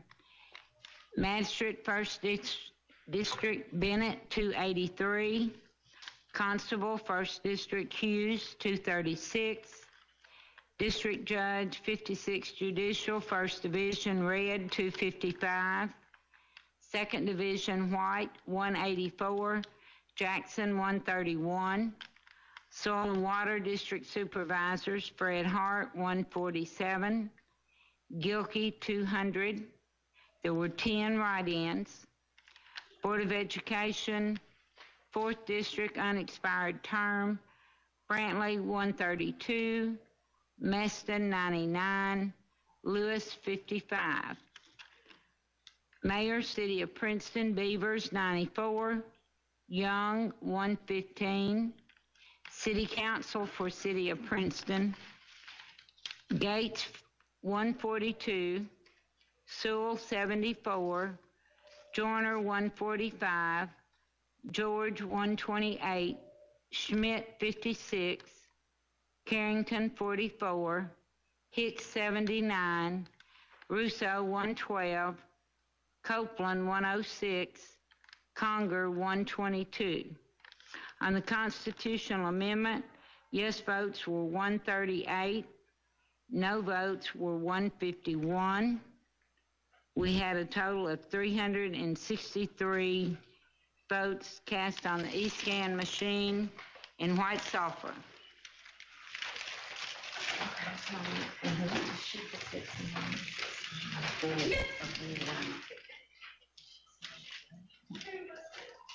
Just heard white sulfur results. Our next precinct coming in would be Butler, Wards Creek, Airport, and then Donaldson.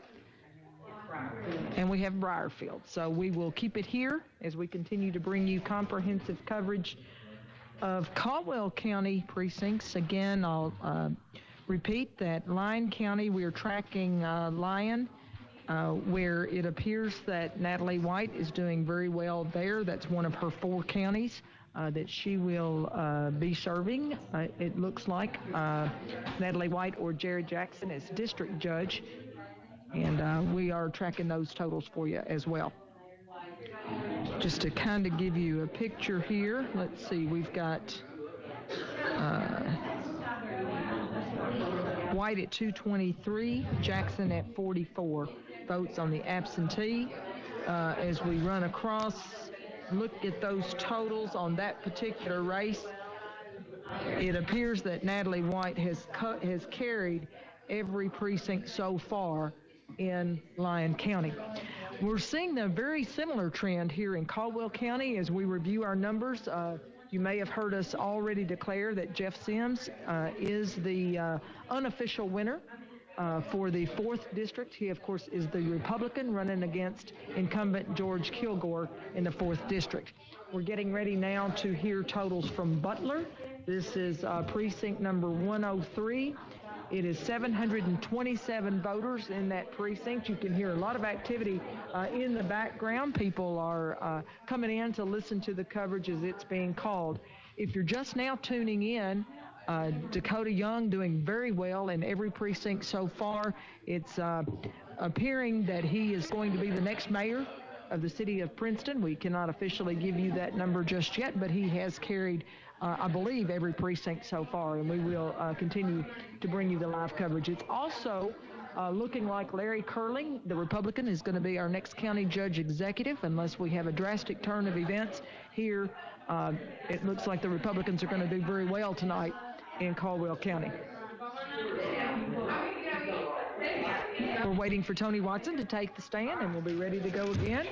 This time, all right. We have results from Butler Precinct on the E-Slate machine. U.S. Rep, 1st Congressional, Comer, 28, Walker, 25. State Senate, 4th District, Mills, 21, Ridley, 33. State Rep 4th District, Beckler, 22, Barnes, 32. Commonwealth Attorney, 56 Judicial, O.B. Wiggins, 45. Circuit Clerk Hooks, 45. PVA Wood, 44. Judge Executive Curling, 36. Sisk, 18. County Attorney Schalk, 18. Massey, 35. County Clerk Watson, 43. Hudson for Sheriff, 42. Jailer Pettit, 44. Coroner Trafford, 44. Surveyor Tosh, 43. Yes. Magistrate 2nd District, Boone, 19. Gray, 35. Constable 2nd District, Hicks, 43. District Judge, 56. Judicial 1st Division, Red, 40. District 2nd Division of the 56 Judicial, White, 23. Jackson, 27. Soil and Water District Supervisors, Hart, 29. Gilkey, 36. There are 5 write-ins. City of Princeton Mayor, Beavers, 16. Young, 34. City Council, City of Princeton, Gates, 30. Sewell, 12. Joyner, 31. George, 28. Schmidt, 15. Carrington, 18. Hicks, 20. Russo, 31. Copeland, 36. Conger, 32. Constitutional Amendment, yes, 23, no, 24. There was a total of 55 ballots cast on the east slate at Butler Precinct.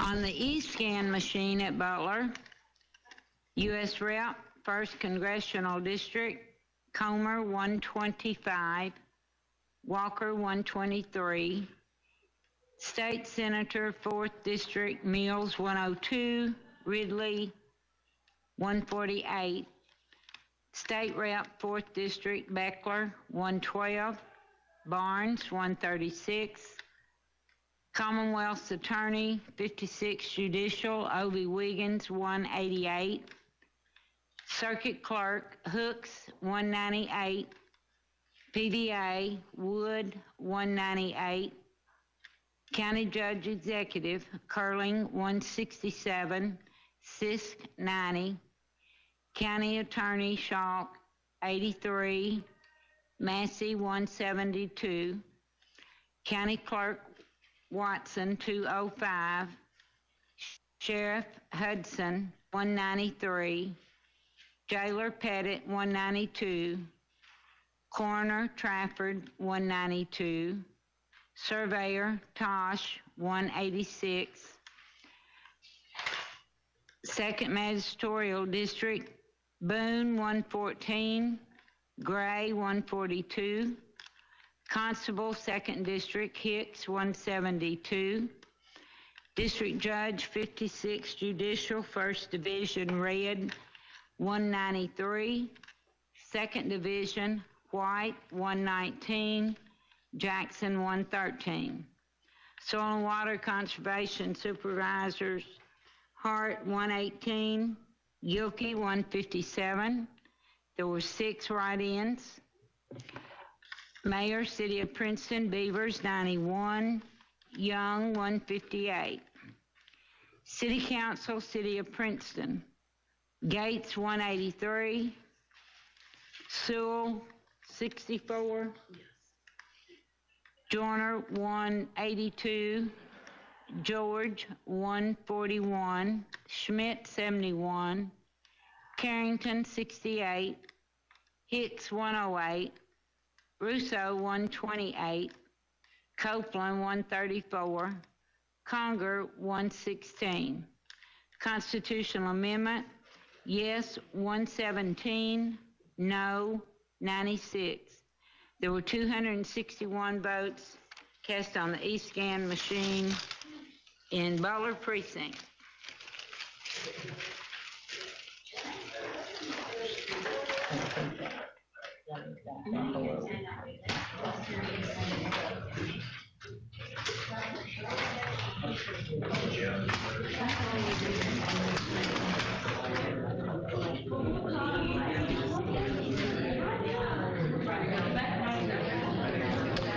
Okay, you just heard Butler.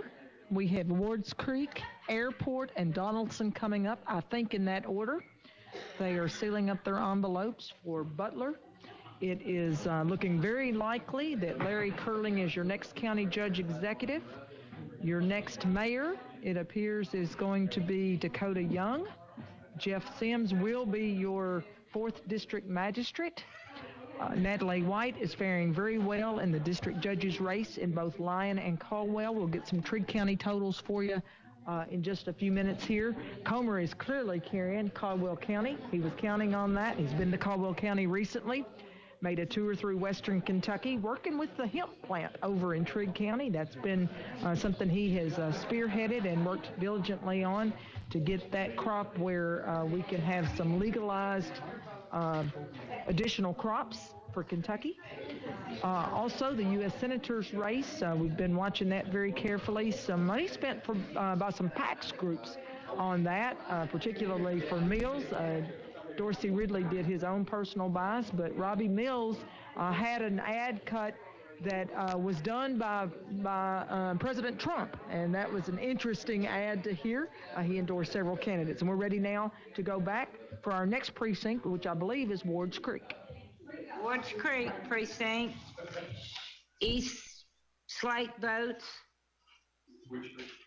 Wards Creek, U.S. Rep, 1st Congressional District, Comer 18, Walker 8. State Senator, 4th District, Mills 15, Ridley 11. State Rep, 4th District, Beckler 17, Barnes 10. Commonwealth Attorney, 56 Judicial, O.B. Wiggins 21. Circuit Clerk Hooks 23. PDA Wood 21. County Judge Executive Curling 25. Sisk 2. County Attorney Shaw 12. Massey 16. County Clerk Watson 26. Sheriff Hudson 21. Jailer Pettit 24. Coroner Trafford 21. Surveyor Tosh 22. Magistrate 3rd District Stallings 23.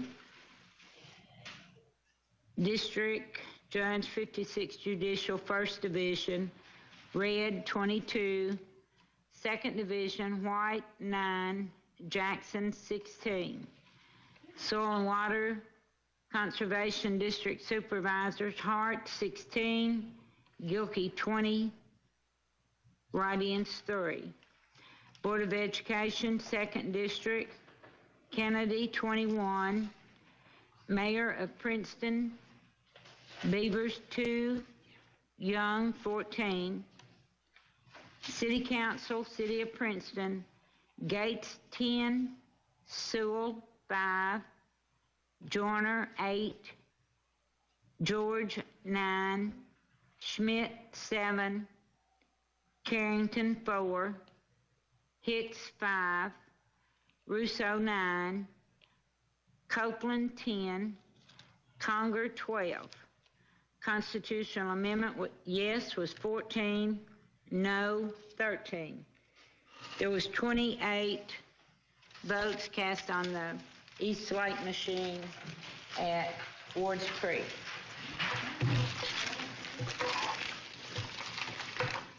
On the e-scan machine, Wards Creek voted as follows. U.S. Rep in Congress, 1st District, Comer 167, Walker 55, State Senator, 4th District, Mills 134, Ridley, 87. State Rep, 4th District, Beckler, 147. Barnes, 71. Commonwealth Attorney, 56 Judicial, Obie Wiggins, 146. Circuit Clerk Hooks, 164. Property Valuation Administrator Wood, 160. County Judge Executive Curling, 173. Sisk, 44. County Attorney Schalk, 117. Massey, 106. County Clerk Watson, 170. Sheriff Hudson, 153. Jailer Pettit, 152. Coroner Trafford, 154. Surveyor Tosh, 154. Magistrate 3rd District, Stallings, 157. District Judge, 56 Judicial, 1st Division, Red, 162.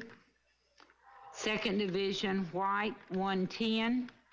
Jackson, 84. Soil and Water Conservation District Supervisors, Hart, 95. Gilkey, 130. 9 write-in. Board of Education, 2nd District, Kennedy, 152. Mayor, City of Princeton, Beavers, 52. Young, 48. City Council, City of Princeton. Excuse me. Gates, 75. Sewell, 35. Joyner, 73. George, 67. Schmidt, 41. Carrington, 28. Hicks, 41. Russo, 48.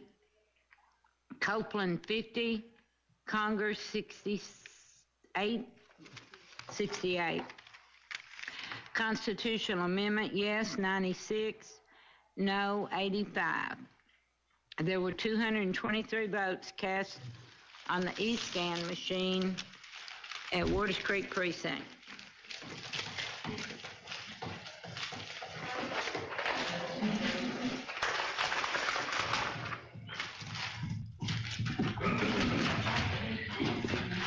Coming up next will be the Airport Precinct. This is a large precinct, 1,026 voters. In fact, it is the largest precinct in Caldwell County. Airport Precinct at 1,026 voters in that precinct.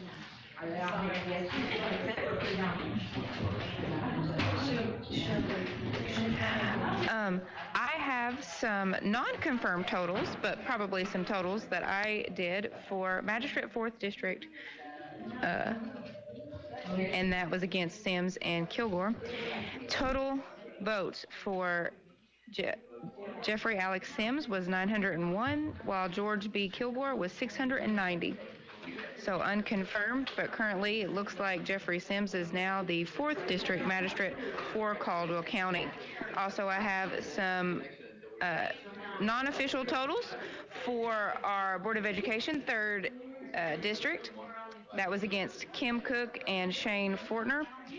That is for Kim Cook, 759. For Shane Fortner, 339. Again, those are unconfirmed, but that is what I currently have. And I do believe Tony is working on getting one of those up right now. I am not sure which precinct this is. Airport Precinct. Airport Precinct. That's what it was. I was doing math, guys. I'm sorry. No worries. We've got Airport coming up. We have Donaldson coming up. I think about all of our precincts are in. Yes, so the only one I know that hasn't come in yet is... And we'll go now to the podium to Tony Watson. Okay, this is Airport Precinct. Airport. U.S. Rep in Congress, 1st District, Comer, 27. Walker, 16. State Senator, 4th District, Mills, 22. Ridley, 24. State Rep, 4th District, Beckler, 27. Barnes, 19. Commonwealth Attorney, 56 Judicial, Obie Wiggins, 30. Obie Wiggins, 37 votes. Circuit Clerk Hooks, 45. PVA Wood, 42. County Judge Executive Curling, 27. Sisk, 19. County Attorney Schalk, 11. Massey, 35. County Clerk Watson, 43. Sheriff Hudson, 43. Jailer Pettit, 42. Coroner Trafford, 43. Surveyor Tosh, 42. 3rd District Magistrate Stallings, 44. Constable in 3rd District, there was no candidates. District Judge, 56. Judicial, 1st Division, Red, 43. 2nd Division, White, 30. Jackson, 15. Soil and Water Conservation District Supervisors, Hart, 29. Gilkey, 36. 2 write-ins. Mayor, City of Princeton, Beavers, 12. Young, 34. City Council, City of Princeton, Gates, 30. Sewell, 16. Joyner, 30. George, 26. Schmidt, 14. Carrington, 11. Hicks, 18. Russo, 29. Copeland, 26. And Conger, 39. Constitutional Amendment, yes, 24. No, 20.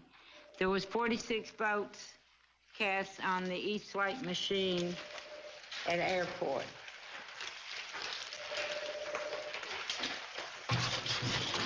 On the E-Scan machine at Airport, for U.S. Rep, 1st Congressional District, Comer, 234, Walker, 144. State Senator, 4th District, Mills, 177, Ridley, 198. State Rep, 4th District, Beckler, 201, Barnes, 176. Commonwealth's Attorney, 56 Judicial, Ovie Wiggins, 296. Circuit Clerk, Hooks, 318. PVA, Wood, 309. County Judge Executive, Curling, 255. Sisk, 133.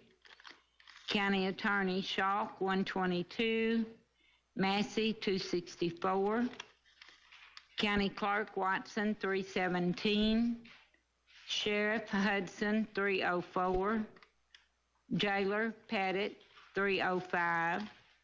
Coroner Trafford, 303.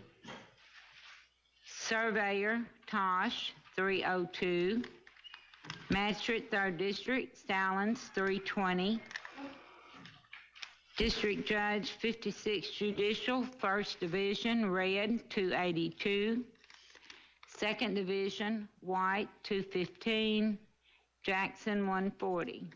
Soil and Water Conservation District Supervisors, Hart, 165. Gilkey, 236. 8 write-ins. Mayor, City of Princeton, Beavers, 136. Young, 217. City of Princeton, City Council, Gates, 252. Sewell, 98. Joyner, 244. George, 212. Schmidt, 117. Carrington, 79. Hicks, 142. Russo, 209. Copeland, 221. Conger, 232. On the constitutional amendment, yes vote was 160, no 157. There was a total of 389 votes cast on the E-Scan at Airport Precinct.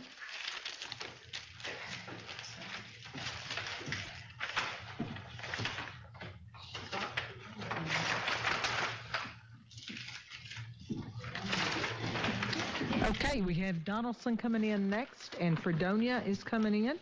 So I think that's going to just about finish up our precincts. We have Donaldson coming in next, and then Fredonia. Live at the Caldwell County Courthouse as we're doing precinct by precinct coverage on WPKY 103.3 and WPKYonline.com. A lot of numbers thrown at you tonight. There's 2 sets of numbers for every precinct, 13 precincts plus absentees. So that means 28 sets of numbers that have to balance exactly right when we finish with our coverage tonight. It's looking a lot like Comer is definitely going to carry Caldwell County. The Mills and Ridley race, I'll try to get you some totals on that. Beckler is going to carry Caldwell County as well. Again, the Republican for state rep race. The county judge executive's race, Republican Larry Curling is going to be the county judge executive next term. Our county attorney, Schalk and Massey. Massey has done very well. Democrat for the county attorney has carried almost every precinct. In the 2nd district, I'll see if we can get some numbers for you on that. For the magistrate's race, we have already declared Jeff Sims the winner, upsetting incumbent George Kilgore in the 4th district magistrate's race. The district judge's race, Natalie White's going to carry Caldwell County, it looks like. And then we will give you some more totals on the Board of Education. Also, if you're just now tuning in, Dakota Young will be the next mayor for the city of Princeton. He has carried, I think, all but one precinct and may have actually carried it when we put the 2 numbers together. I'll look at that for you. That is probably a little bit of a surprise to a lot of people in Caldwell County that he has carried every precinct. We're getting ready to go back to the podium for Tony Watson to give us updates on the next precinct. I believe that will be Donaldson that she's reporting on next. Donaldson will be our next precinct. I'll give you some information on the size and so you can follow along with us there. Donaldson is 553 people voting. That is half the size of the airport precinct. We just got the largest precinct in. Those numbers are done, so this is about half the size, and we're ready to go anytime. Tony Watson's ready to take the podium. Thank you, Tony. Donaldson Precinct. U.S. Rep in Congress, 1st District, Comer, 34. Walker, 9. State Senator, 4th District, Mills, 27. Ridley, 16. State Rep, 4th District, Beckler, 28. Barnes, 15. Commonwealth's Attorney, 56 Judicial, Ovie Wiggins, 30. Circuit Clerk, Hooks, 31.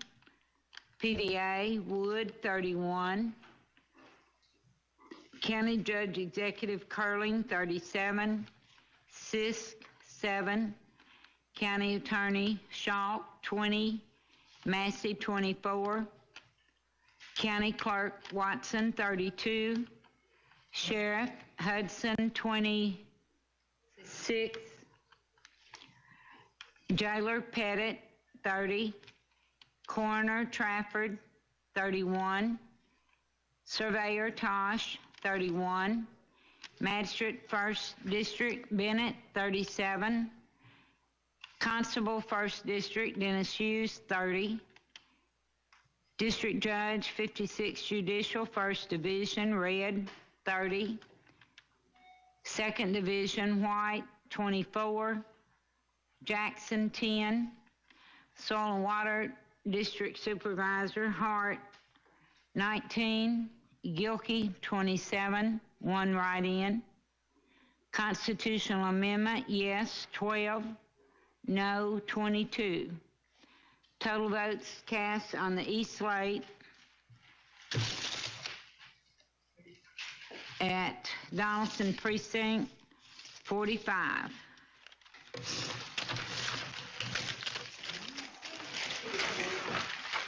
And on the East scan at Donaldson, U.S. Rep, 1st Congressional District, Comer, 174, Walker, 47, State Senator, 4th District, Mills, 136, Ridley, 86, State Rep, 4th District, Beckler. Excuse me, Lynn. Yeah. Beckler, 157. Barnes, 66. Commonwealth's Attorney, 56 Judicial, O.V. Wiggins, 135. Circuit Clerk, Hooks, 151. PVA, Wood, 152. County Judge Executive, Curling, 184. Sisk, 42. County Attorney, Schalk, 100. Massey, 126. County Clerk, Watson, 159. Sheriff, Hudson, 139. Jailer, Pettit, 132. Coroner, Trafford, 139. Surveyor, Tosh, 130. Magistrate, 1st District, Bennett, 172. Constable, 1st District, 121 for Dennis Hughes. District Judge, 56 Judicial, 1st Division, Red, 140. 2nd Division, White, 120. Jackson, 63. Soil and Water District Supervisors, Hart, 90. Gilkey, 114. 8 write-ins. Constitutional Amendment, yes, 88. No, 99. There were 227 ballots cast on the e-scan machine at Donaldson. This just in, WKDZ WHVO has just given the 8th District State Rep race to Walker Thomas, Republican incumbent who has defeated Taylor.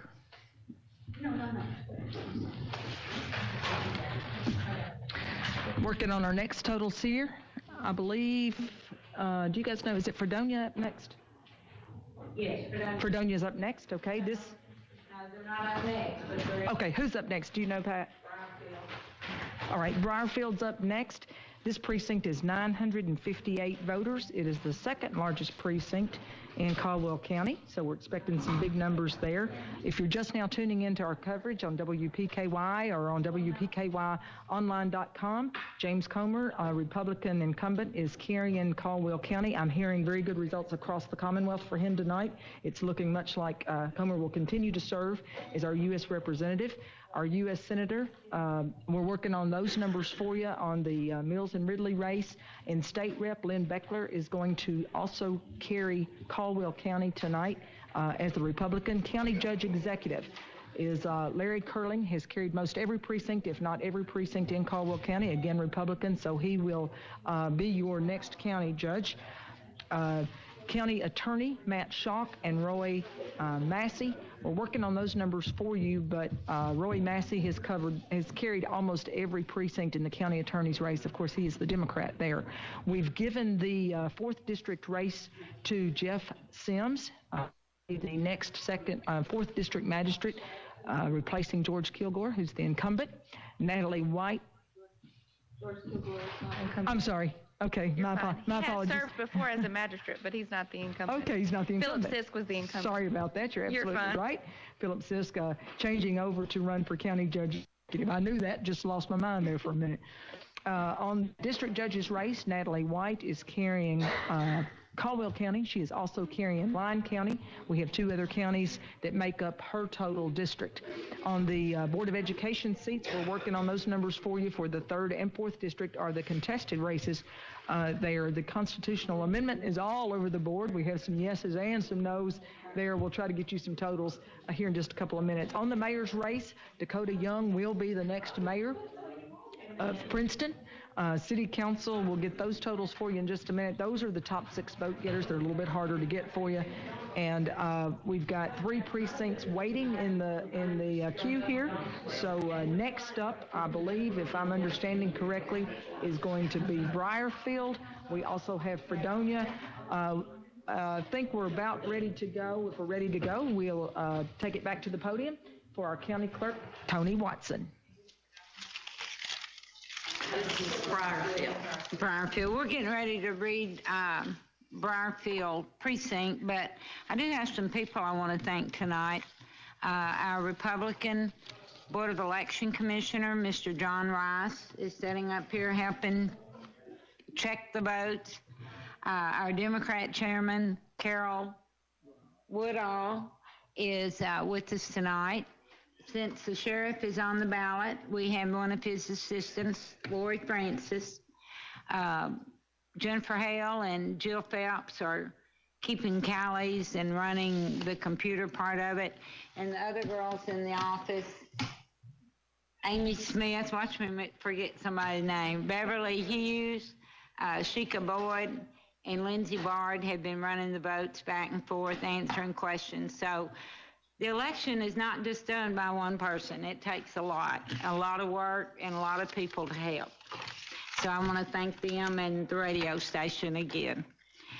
Okay, Briarfield Precinct, East Lake Machine, U.S. Rep, 1st Congressional District, Comer, 47, Walker, 20. State Senator, 4th District, Mills, 39, Ridley, 27. State Rep, 4th District, Beckler, 45, Barnes, 21. Commonwealth Attorney, 56 Judicial, O.V. Wiggins, 45. Circuit Clerk, Hooks, 50. PVA, Wood, 50. County Judge Executive, Curling, 50. Sisk, 17. County Attorney, Shaw, 25. Massey, 42. County Clerk, Watson, 51. Sheriff, Hudson, 47. Jailer, Pettit, 50. Coroner, Trafford, 50. Surveyor, Tosh, 50. Magistrate, 2nd District, Boone, 38. Gray, 29. Constable, 2nd District, Hicks, 46. District Judge, 56 Judicial, 1st Division, Red, 47. 2nd Division, White, 26. Jackson, 29. Soil and Water Conservation District Supervisor, Hart, 29. Gilkey, 35. 1 write-in. Mayor, City of Princeton, there were no votes. For the no city voter in Briarfield used the East Lake machine. So we have no votes for any of the city races. The constitutional amendment, yes. 18, no, 39. There were 69 total ballots cast on the East Lake machine at Briarfield. 18 what? 18, yes. 39, yes. 39.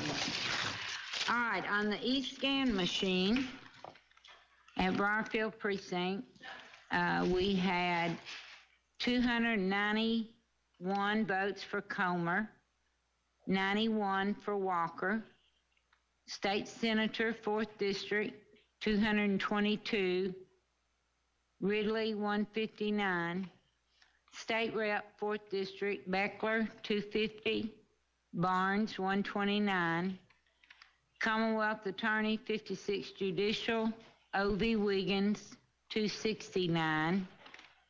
Circuit Clerk, Hooks, 292. PVA, Wood, 287. County Judge Executive, Curling, 289. Sisk, 98. County Attorney, Shaw, 174. Massey, 212. County Clerk, Watson, 299. Sheriff, Hudson, 273. Jailer, Pettit, 265. Coroner, Trafford, 267. Surveyor, Tosh, 263. Magistrate, 2nd District, Boone, 237. Gray, 152.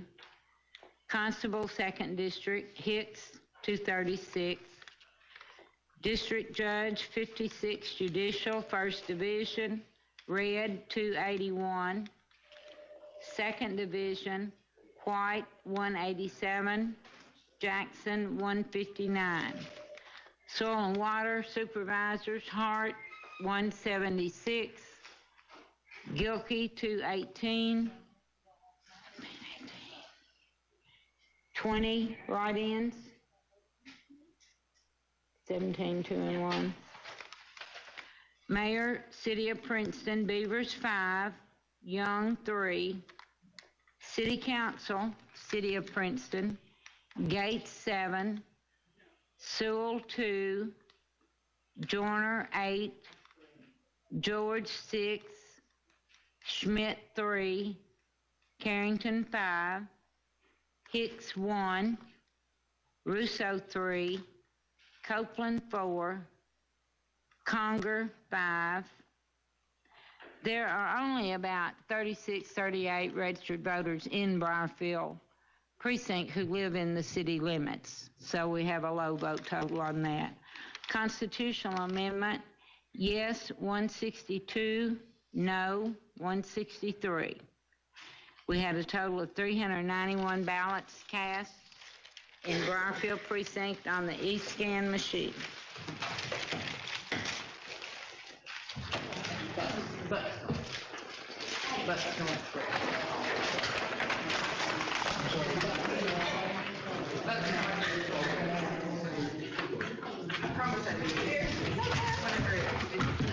I missed it.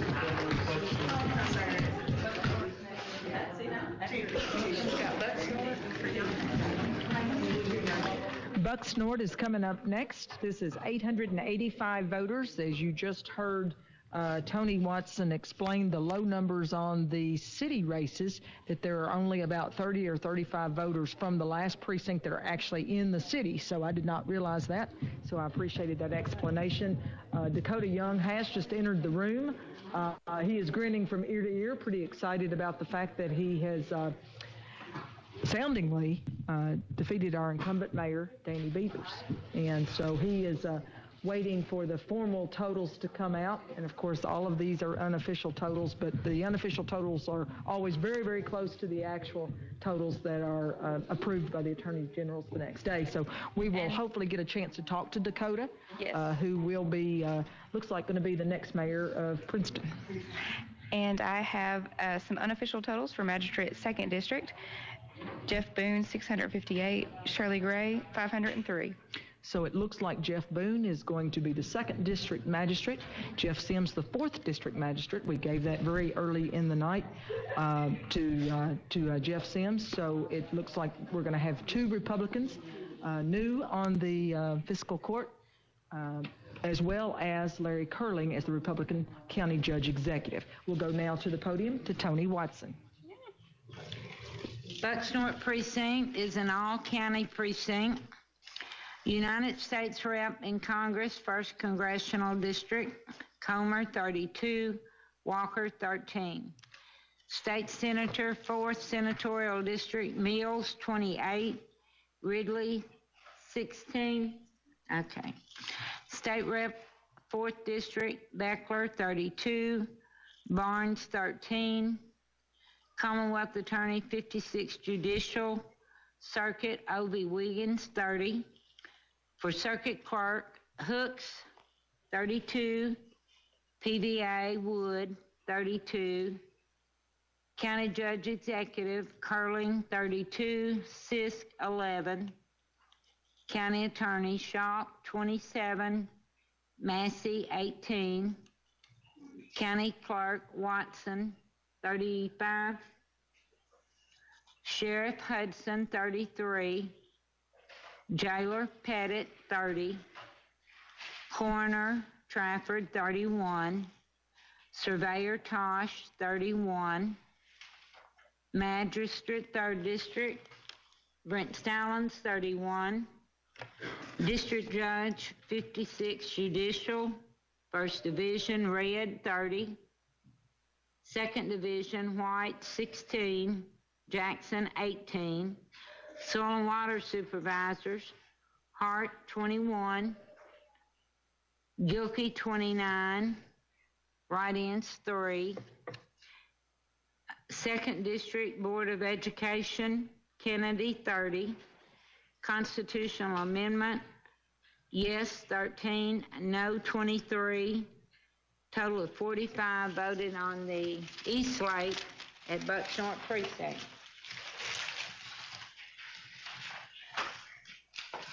On the East scan machine, we had 1st Congressional District, U.S. Rep. Comer, 266, and Walker, 92. State Senator, 4th District, Mills, 236, Ridley, 126. State Rep, 4th District, Beckler, 244, Barnes, 114. Commonwealth's Attorney, 56 Judicial, O.V. Wiggins, 202. Circuit Clerk, Hooks, 209. PDA, Wood, 211. County Judge Executive, Curling, 269. Sisk, 89. County Attorney, Shaw, 204. Massey, 155. County Clerk, Watson, 228. Hudson, 209. Jailer, Pettit, 206. Coroner, Trafford, 207. Surveyor, Tosh, 206. Magistrate, 3rd District, Stallings, 211. Constable, 3rd District, had no candidates. District Judge, 56 Judicial, 1st Division, Red, 206. 2nd Division, White, 144. Jackson, 113. Soil and Water District Supervisors, Hart, 118. Gilkey, 149. Write-ins were 20. Okay. Member Board of Education, 2nd District, Kennedy, 188. Constitutional Amendment, 145 yes, 156 no. Total votes cast on the e-scan machine was 366.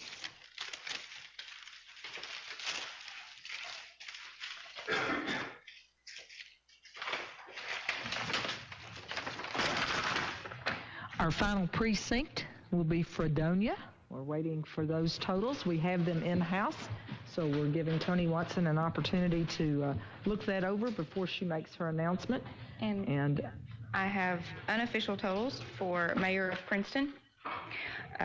Danny Beavers, 821. Dakota Young, 1,309.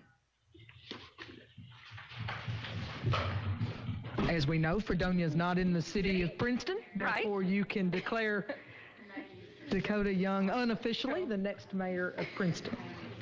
Yes, and I'm slowly working on totals for other things as well, so bear with me. I have to do my homework to see if he is the youngest ever. I bet that is very possible that he is the youngest mayor ever elected, but I will have to go to my Captain Matt Scott Brown, who is our historian, does a lot of political coverage for us to find out if that is indeed, but I bet we will find that if he's not the youngest, he is one of the very youngest mayors for the city of Princeton. It seems that this year's election did have a lot of shift with a younger group of people wanting to run for office, and I commend our young people for getting involved politically, regardless of your political persuasion. It's a good thing that we have young people in our community who want to serve in a political capacity, because I think that would be a very difficult job to do for anybody, but especially for a young person to take that responsibility. So I'm glad to see young people getting involved politically and voting. I've heard we've had a high voter turnout all across Kentucky today with our younger demographic, and that's always good news. I think our Commonwealth is in good hands when we have people interested in where our political scene is going. Tony Watson getting ready to take the podium here. She's finishing up some last-minute business. Fredonia is 651 voters in that precinct. Of course, it is a county precinct, and she's taking the podium now.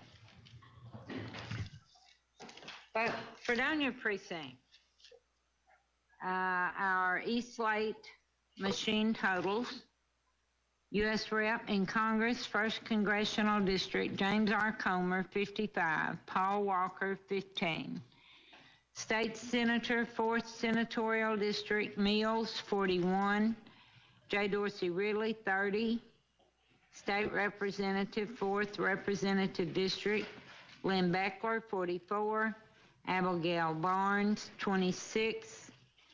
Commonwealth's Attorney, 56, Judicial Circuit, Carrie L. Ovie Wiggins, 56. For County Circuit Clerk, Danny Hooks, 60. Property Valuation Administrator, Ronald Woods, 55. County Judge Executive, Larry Curling, 55. Philip W. Sis, 17. County Attorney, Matt Schalk, 25. Roy Massey IV, 47. County Clerk Watson, 58. Sheriff Stan Hudson, 57. Jailer John Pettit, 52. Coroner Trafford, 55. County Surveyor Ricky Tosh, 55. Magistrate, 1st Magisterial District, Albert Bennett, 60. Constable, 1st Magisterial District, Dennis Hughes, 54. District Judge, 56, Judicial District, 1st Division, James R. Redd III, 54. 2nd Division, Natalie White, 38. Jared Jackson, 25. Soil and Water Conservation District Supervisors, Fred Hart, 30. Trevor Gilkey, 47. Write-ins, 2. City of Fredonia Mayor, 19. Jimmy Don Seibert. City Council, City of Fredonia, Jonathan Dunbar, 16. Karen Phelps, 17. Molly Bennett Tabor, 11. Presley Lamb, 19. Don Boone, 14. The Constitutional Amendment, yes votes, 25. No, 35. Their total is 73 votes cast on the e-scan machine, or the e-slate machine in Fredonia. On the e-scan machine, U.S. Rep in Congress, 1st District, Comer, 216, Walker, 74. State Senator, 4th District, Mills, 167, Ridley, 123. State Representative, 4th District, Beckler, 198, Barnes, 92. Commonwealth Attorney, 56, Judicial, Ovie Wiggins, 191. Circuit Clerk, Hooks, 207. PVA, Ronald Wood, 200. County Judge Executive, Curling, 231. Sisk, 59. County Attorney, Schalk, 114. Massey, 177. County Clerk, Watson, 215. Sheriff, Hudson, 195. Jailer, Pettit, 183. Coroner, Trafford, 189. Surveyor, Tosh, 182. Magistrate, 1st Magisterial District, Albert Bennett, 240. Constable, 1st Magisterial District, Dennis Hughes, 180. District Judge, 56. Judicial, 1st Division, Red, 196.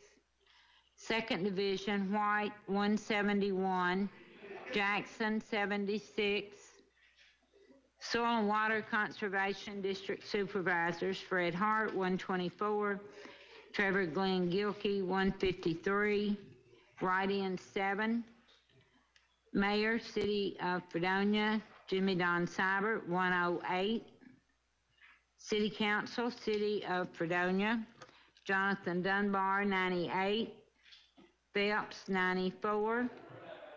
Tabor, 93. Lamb, 101. Don Boone, 83. On the constitutional amendment, yes, 97. No, 147. Total ballots voted in the Fredonia precinct on the e-scan machine, I think I've talked out, is 294. I appreciate all the people that went to vote today.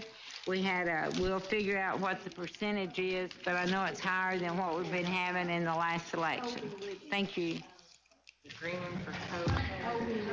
Okay, all precincts are in, and we're going to take a break, send it back to the studios. Coming up next from Caldwell County Courthouse, we'll be talking with your next mayor of Princeton, Dakota Young, 24-year-old Republican taking the lead tonight over incumbent Danny Beavers. That'll be up next right here from the Caldwell County Courthouse on WPKY.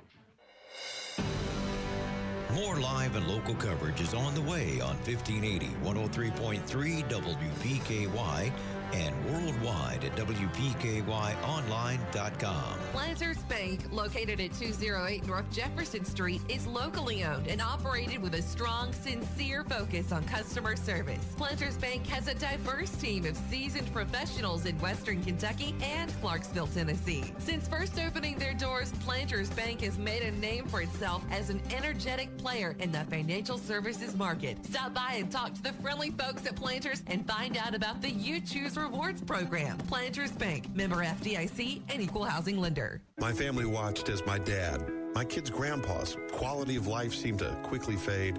We kept hearing, try this or try that. But when you hear, I just want to enjoy my last months, I knew we needed another option. That's when we turned to Pennyroyal Hospice. Even today, it's tough to talk about. But when I think of the quality time my dad had with our family, it makes me smile and gives me peace. Pennyroyal Hospice. It's about living to the fullest. You're listening to Decision 2018 coverage on 1580, 103.3 WPKY and worldwide at WPKYonline.com.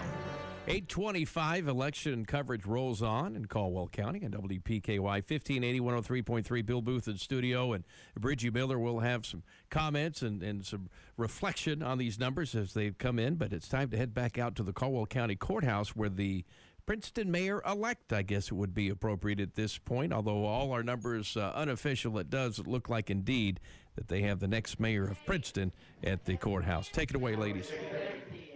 Thanks, Bill. I appreciate it. We are with the next mayor of Princeton, Dakota Young. Dakota, hard race, but you worked extremely hard at this win, and we want to congratulate you on that tonight. Thank you so much. Yeah.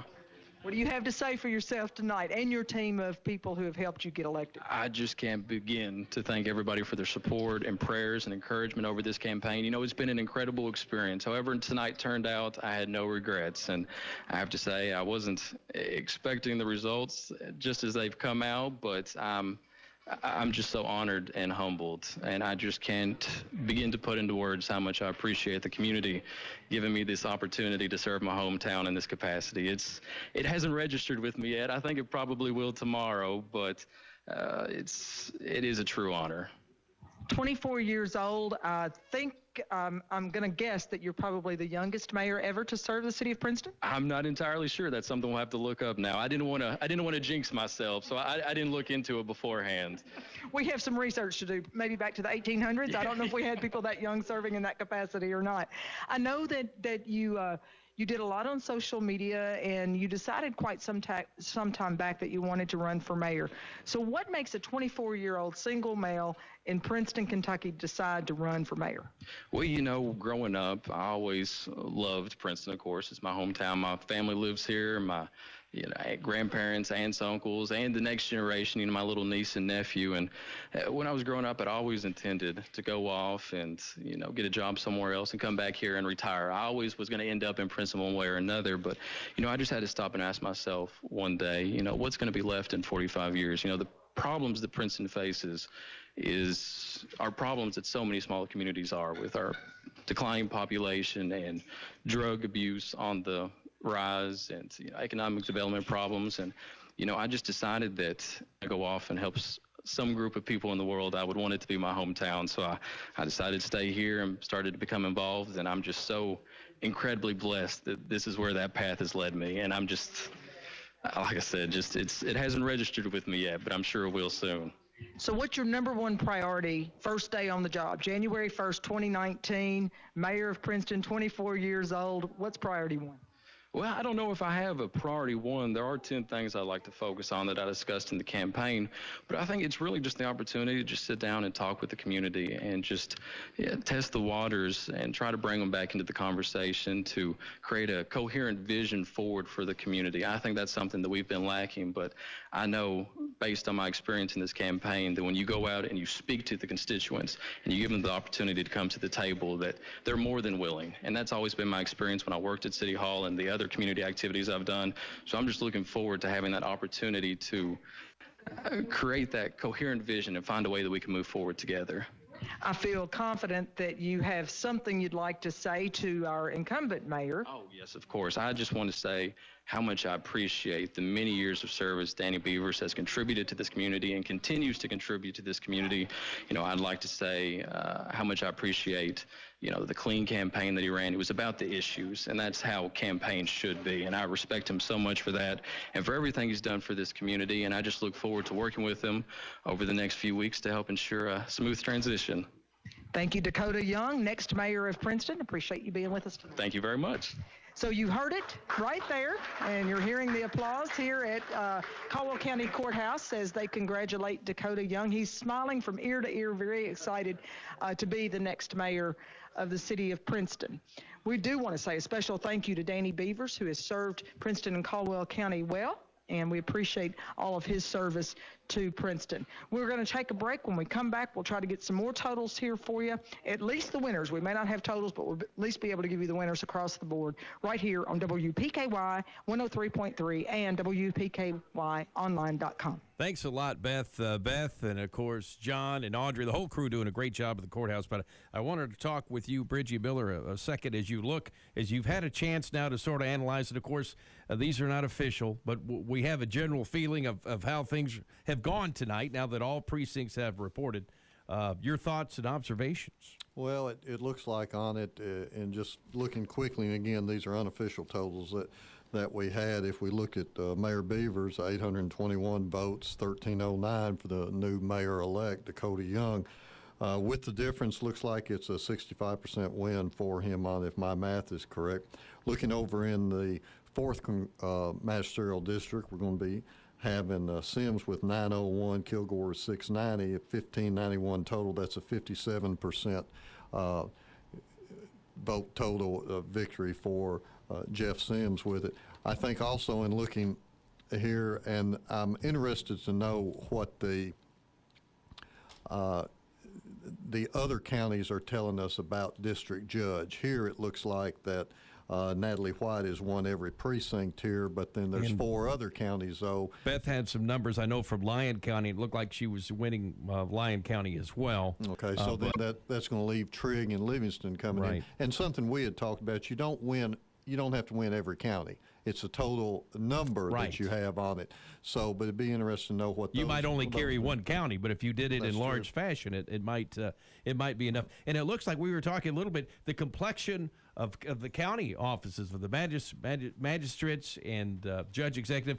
That's going to change as far as parties concerned. There's going to be a big change there. Exactly. I've noticed that the ones that were unopposed were from the Democratic Party. Now, the what I call the major office holders there that were unopposed were Democrats, but the ones that were coming in that were opposed or had the opposition, the fiscal court's going to be comprised now of 1 Democrat, Brent Stallings, and 4 Republicans on it. That's going to be Elbert Bennett, who was unopposed from Republican, and Larry Curlin, the new judge executive, is going to be Republican, and you're also going to have Jeff Boone's going to be Republican as well. So when you have that, you're going to be looking at, and of course Mr. Sims, Jeff Sims, is Republican. So 4 Republicans and one Democrat. I thought it was also interesting to know that it looks like that Magistrate Curlin, who's now going to be the judge executive elect when we start 2019 has won every precinct on it. Looking over at the county attorney race, the Democrat Roy Massey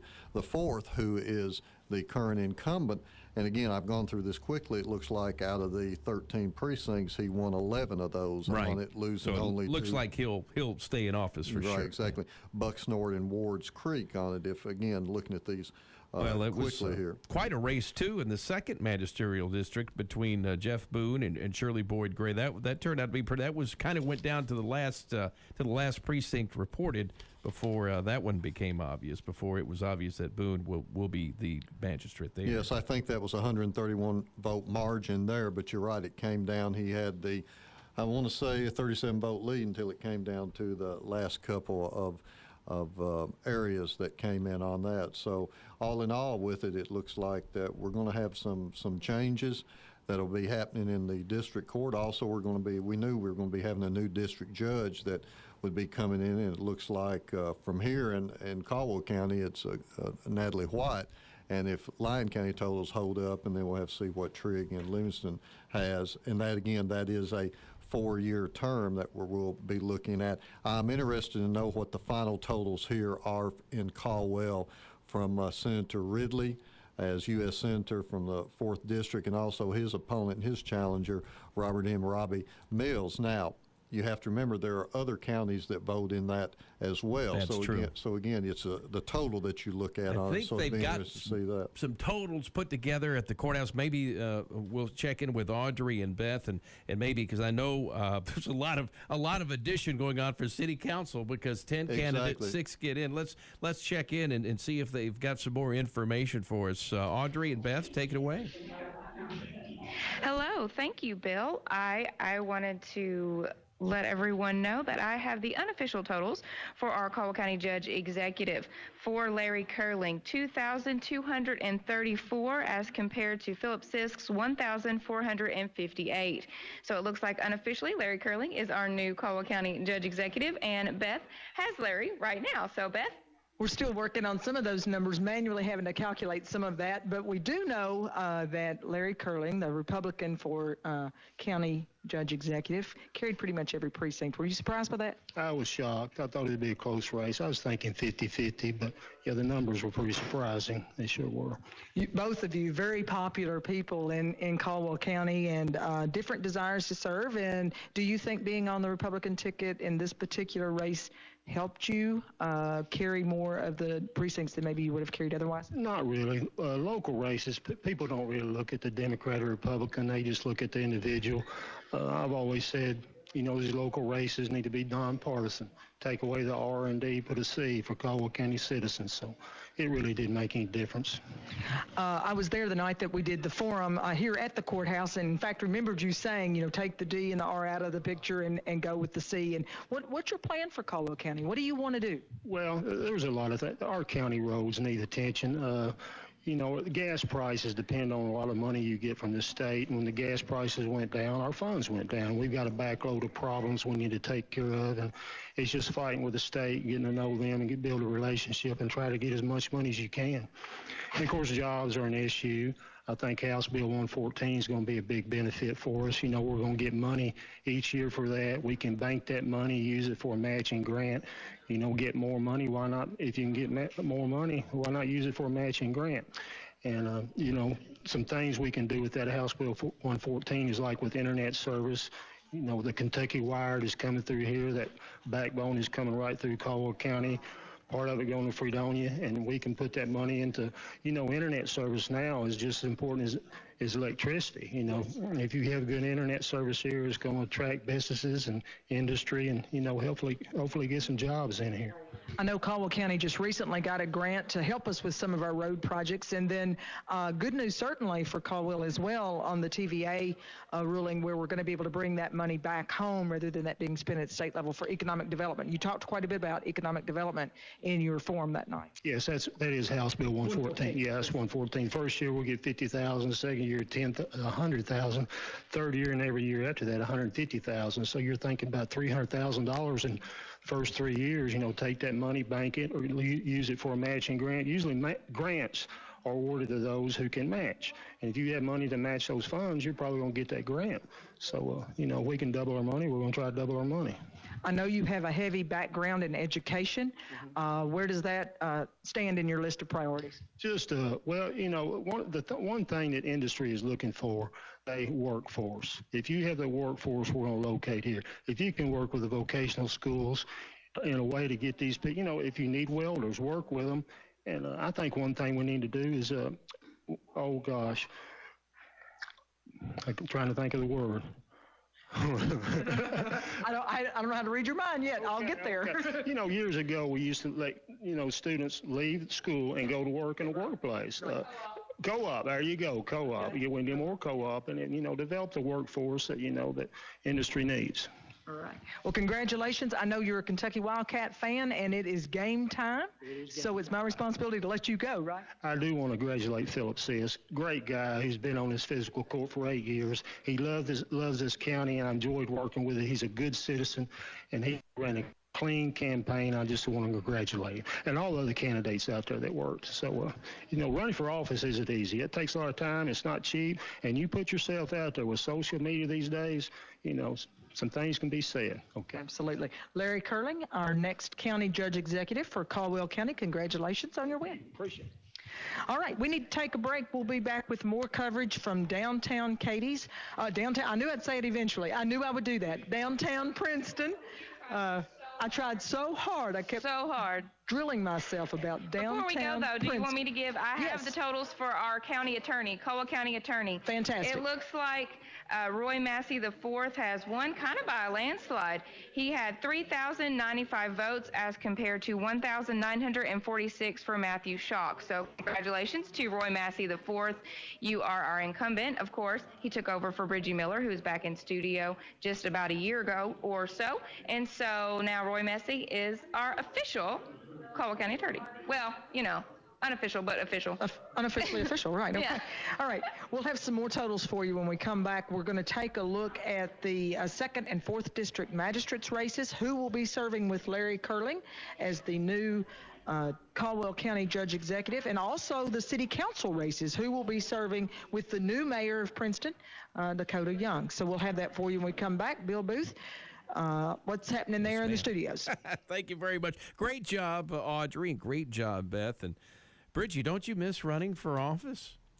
I'm happy to be here. You can run for your house when we're done here. I'm happy to be here with you, Bill, and Beth, and John, and Audrey. Okay, I really liked what Mr. Curling had to say. Hats off to anybody who puts their name out there, because it is quite an ordeal. Yeah, and I'd like to echo that as well. I mean, having done it 6 times myself with it, when somebody tells you, isn't it nice not to have an opponent or whatever, it is a whole lot better to run unopposed than opposed with it. But my hat's off to everyone who does put their name on the ballot and goes out there and asks people to vote for them. It's really good, and my congratulations goes to everyone as well. There are no losers in this on it. It's all together to make our community a better place to live, to get the ideas out there, and you've got to have elections to be able to do that. So, congratulations to everyone who participated in the process. Well, and locally in the opposed race, it wasn't all one party. In all the opposed races, there wasn't one party to the other just winning everything. So maybe there's some merit to what Mr. Sis says, where locally we look at the individuals and try to make decisions, and maybe party is not as big of a factor. Well, and one thing, a point that you had on that, and look, again, this is unofficial with it. Roy Massey will remain as the incumbent Caldwell County attorney. He had a 61%, 39% margin of victory over Mr. Schock. And Mr. Curlin, he had a 61%, 39% victory over Mr. Sisk on it. So, yes. When you're talking about percentages that we look at, looks like Jeff Boone, if again my figures are correct, 56%, 44% in his win on it, and Jeff Sims over George Kilgore, 57% as well with it. So, congratulations to everyone on this. Dakota Young had a great night. If my figures hold up on this, it looks like 65%, 35% victory on that. I know you have made some calls trying to find out from other counties on it, Bill. I'm trying to find out, because I know Natalie we're White talking about the White and Jackson race. Yeah, because we had heard White was doing well in Lyon County. White did very well here in Caldwell County, but again, there's two more pieces to the equation. Those vote totals from Trigg and Livingston County. I've got to stop a minute. Those are awful big words that you've used here for me. Other pieces to the equation. You're going to have to break that down a little bit. Bill, I feel I had to get a little levity in here or whatever, because we've been crunching numbers all night. We have. I feel like I was playing a mathematic form of bingo tonight, and hats off to our clerk. She did a great job. Tony always does a super job. Tony's getting ready to start her 7th term as county clerk, and again, great job that Tony's done. And also to Beth and Audrey back there and John. I mean, super job. Team at the Caldwell County Courthouse doing this evening. We've got more coverage on the way, so stay tuned.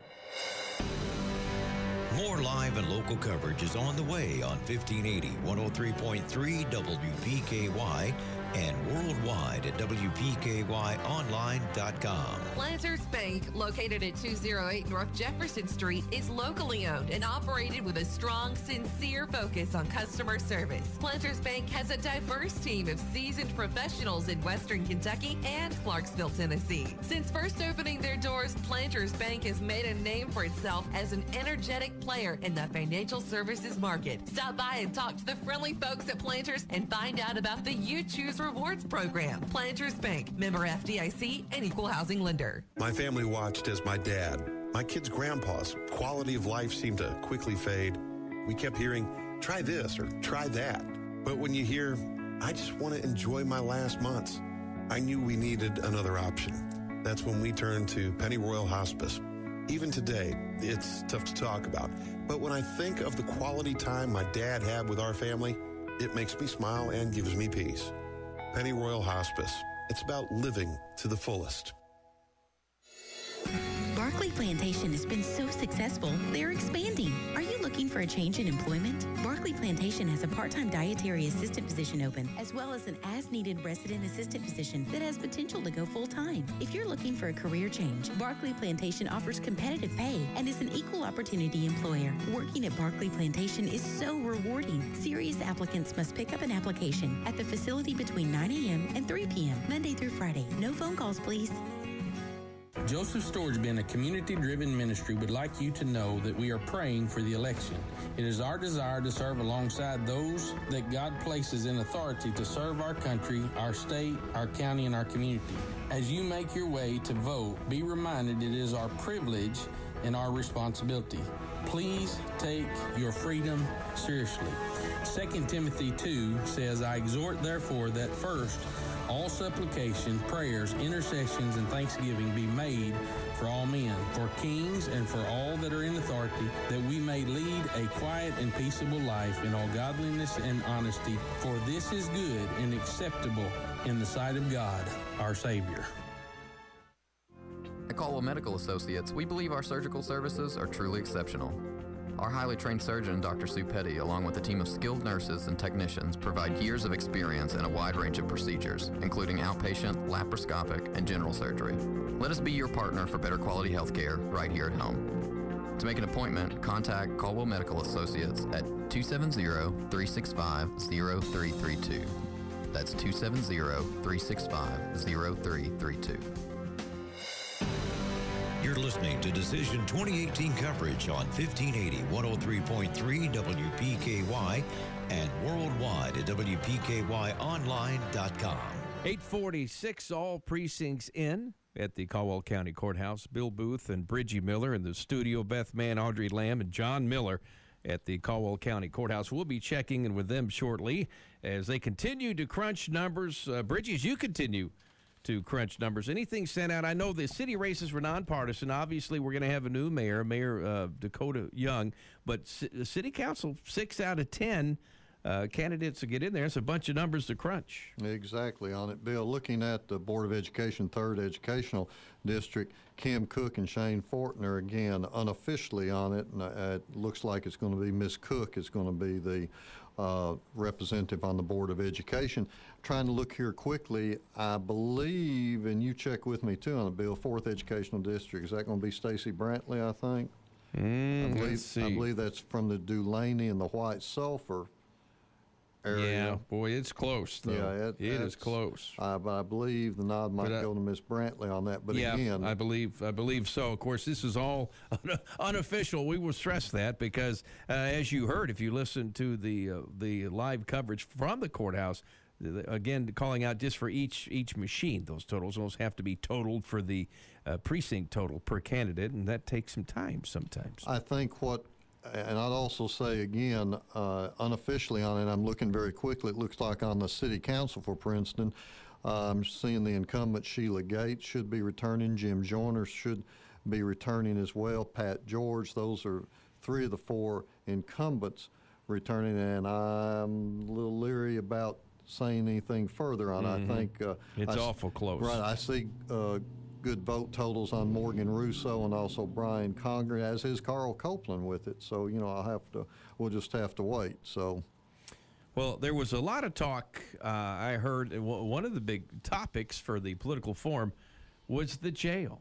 Do we keep the jail? Do not keep the jail in Caldwell County? I know Trigg County, they transport prisoners now, and they're transported to the Christian County facility, but costs have gone up there, and that's one issue. I know roads are always, it doesn't matter. If you're in a county in western Kentucky, roads are probably always going to be an issue and be on the topic, but it looks like there'll be a lot of talk about the future of the jail and to keep it, or if they keep it, how to run it as cost effectively as possible. Right. I think you're looking at, from what I heard at the forum and pretty much generally, to keep the jail.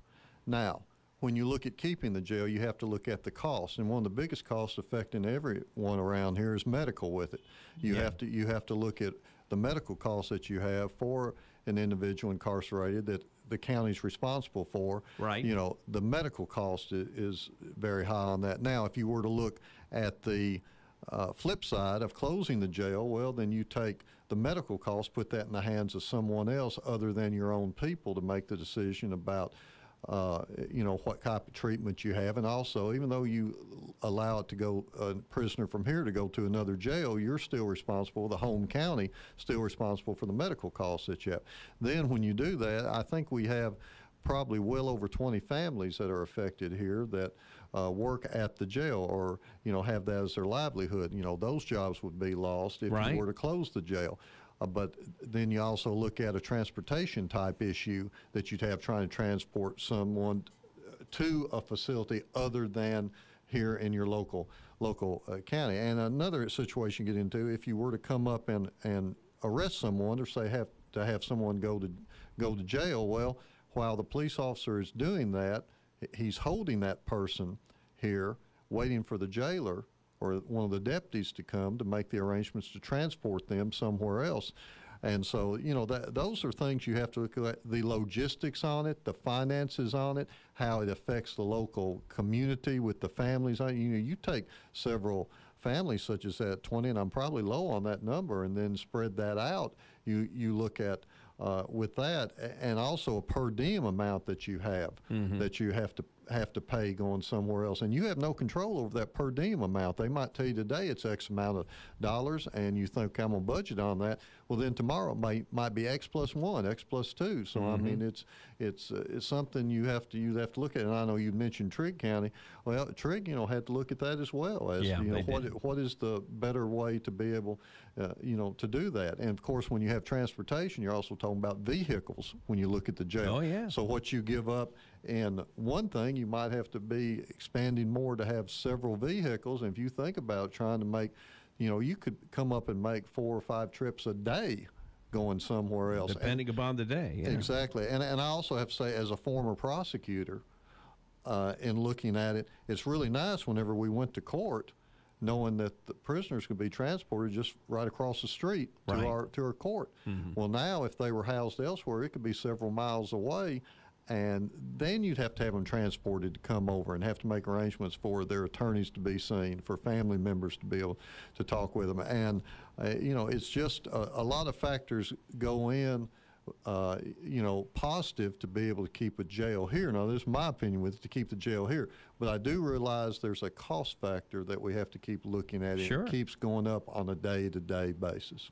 Well, and another thing early, we got absentee votes, obviously, first, before we got the precincts rolling in. And, boy, it looked like there for a moment, this Marcy's Law, this victims' right constitutional amendment was getting a lot of yes votes. But all of a sudden, it's like, and this, I haven't totaled anything, but it just seems to me it was close, but it looks like the no votes in Caldwell County kind of overshadowed the yes votes for this constitutional amendment, and that's something that's still yet TBD, I guess, to be determined. Because even however the vote comes out, if it comes out in favor, I guess at that point, is that when it goes to the Supreme Court, or is it going there anyway? Well, no, I believe it's already going there. They're trying to make the arrangements procedurally to get it up to the Supreme Court on an appeal issue for the Supreme Court to be able to decide. What Marcy's Law is a victims' rights a law on it, to be able to give victims constitutional rights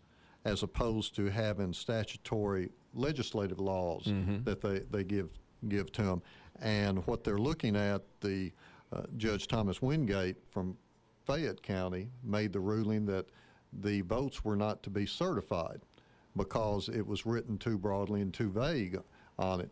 But now what we're going to be looking at after the election now, it will going to be going to the Supreme Court to review the Circuit Court's decision to determine if that was correct in the decision of Judge Fugate and whether or not the votes are to be certified with it. Right. And so that's going to be, that's going to be interesting to see how that comes up.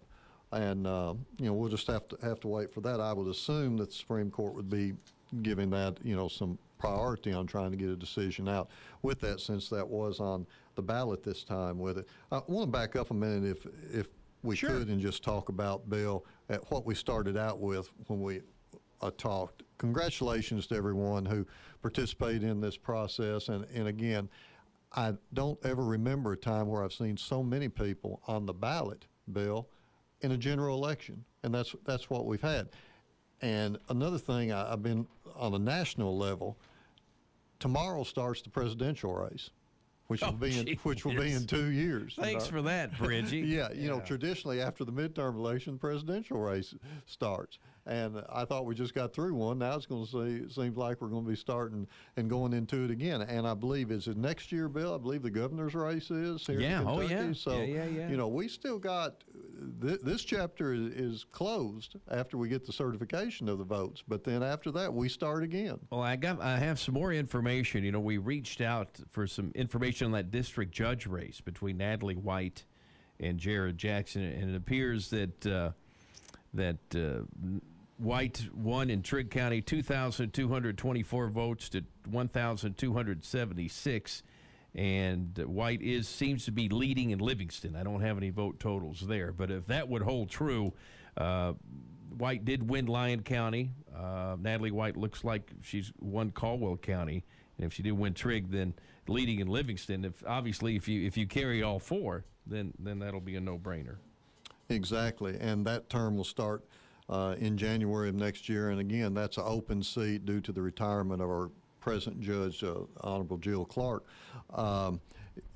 But also in looking, we've got some new people going into two positions. This is exciting. Dakota Young, congratulations to him, and also congratulations to Danny Beavers for the fine job he's done in leading our city for the past several years on it. But with Dakota, he's got some good ideas he wants to be talking about and wants to jump in there and do some things.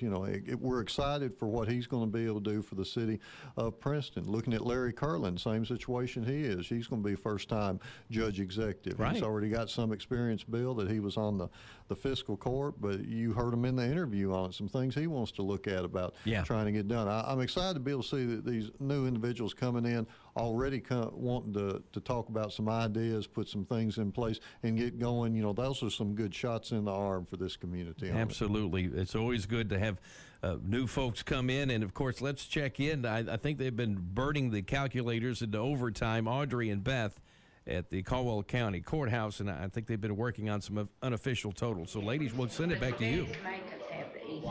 And so it's going to be that way from now on. And we are back here, guys. We have some totals for you. Sorry, we were talking to our county clerk, who is amazing, by the way. Shout out to Tony Watson for her awesomeness this evening. Okay.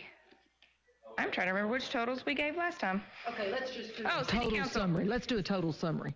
Now that we have okay. the actual printouts, let's go from the actual printouts that we just got from our county clerk, Tony Watson. So if you want to alternate that, we'll do that in the contested races only. James Comer solidly carried Caldwell County for U.S. State Representative congressional race, 3,476 votes to 1,474. That was a 70-30 split going the Republican direction. In the state senator, 4th senator district race between Robbie Mills and Dorsey Ridley, we have had a lot of interest in that race in Caldwell County. We had right at 53% vote for Robbie Mills to 47% on Ridley. Those vote totals actually fairly close. 2,660 for Mills, 2,309 for Dorsey Ridley.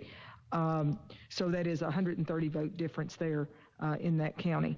On the state representative, 4th representative district race between Lynn Beckler and Abigail Barnes, Beckler also carrying Caldwell County with 61.84% versus 38.16.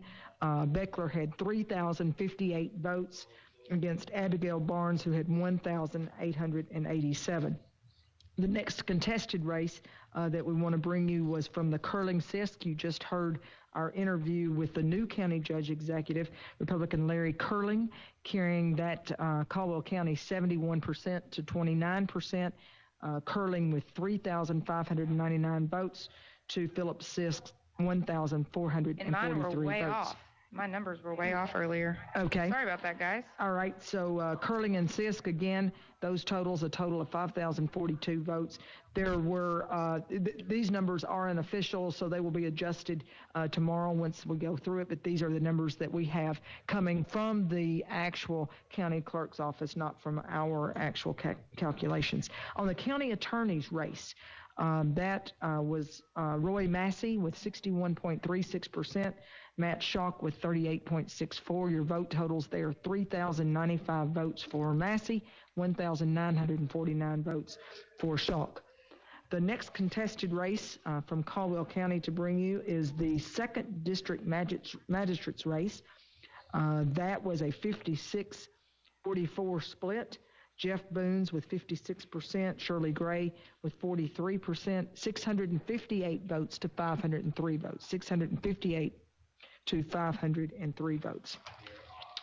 On the 4th District Magistrate's race, we gave that race very early. In fact, the first race that we did give tonight to Jeff Sims, Republican, running against George Kilgore. That was a 56-44 percentage vote, 901 votes for Jeff Sims, 690 votes for George Kilgore. The next contested race is the District Judge, 2nd Division.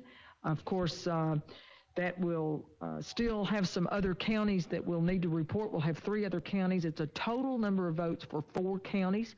We have heard that Natalie White did carry Lyon County. I will get you some Tree County totals very soon here, but Natalie White, 60-40 split in Caldwell County with 2,685 votes to 1,775 votes for Jared Jackson.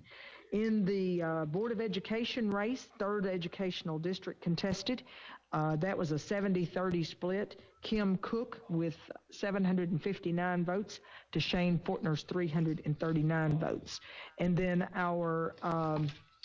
also our 4th District contested race, we had 44% for Stacy Brantley with 335 votes, to Meston, 301, to Catherine Lewis with 121 votes.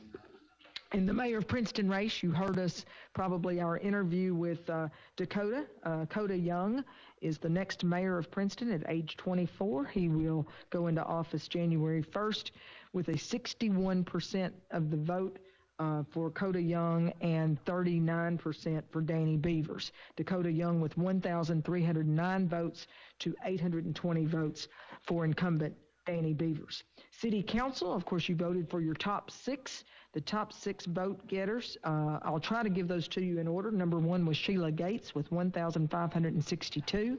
Our second vote getter had 1,500 votes. That was Jim Joyner. Number three was Brian Conger with 1,388. Number four, Pat George with 1,313. Number five, Morgan Russo with 1,293. And Kerry Copeland, your sixth member of City Council, with 1,227 votes.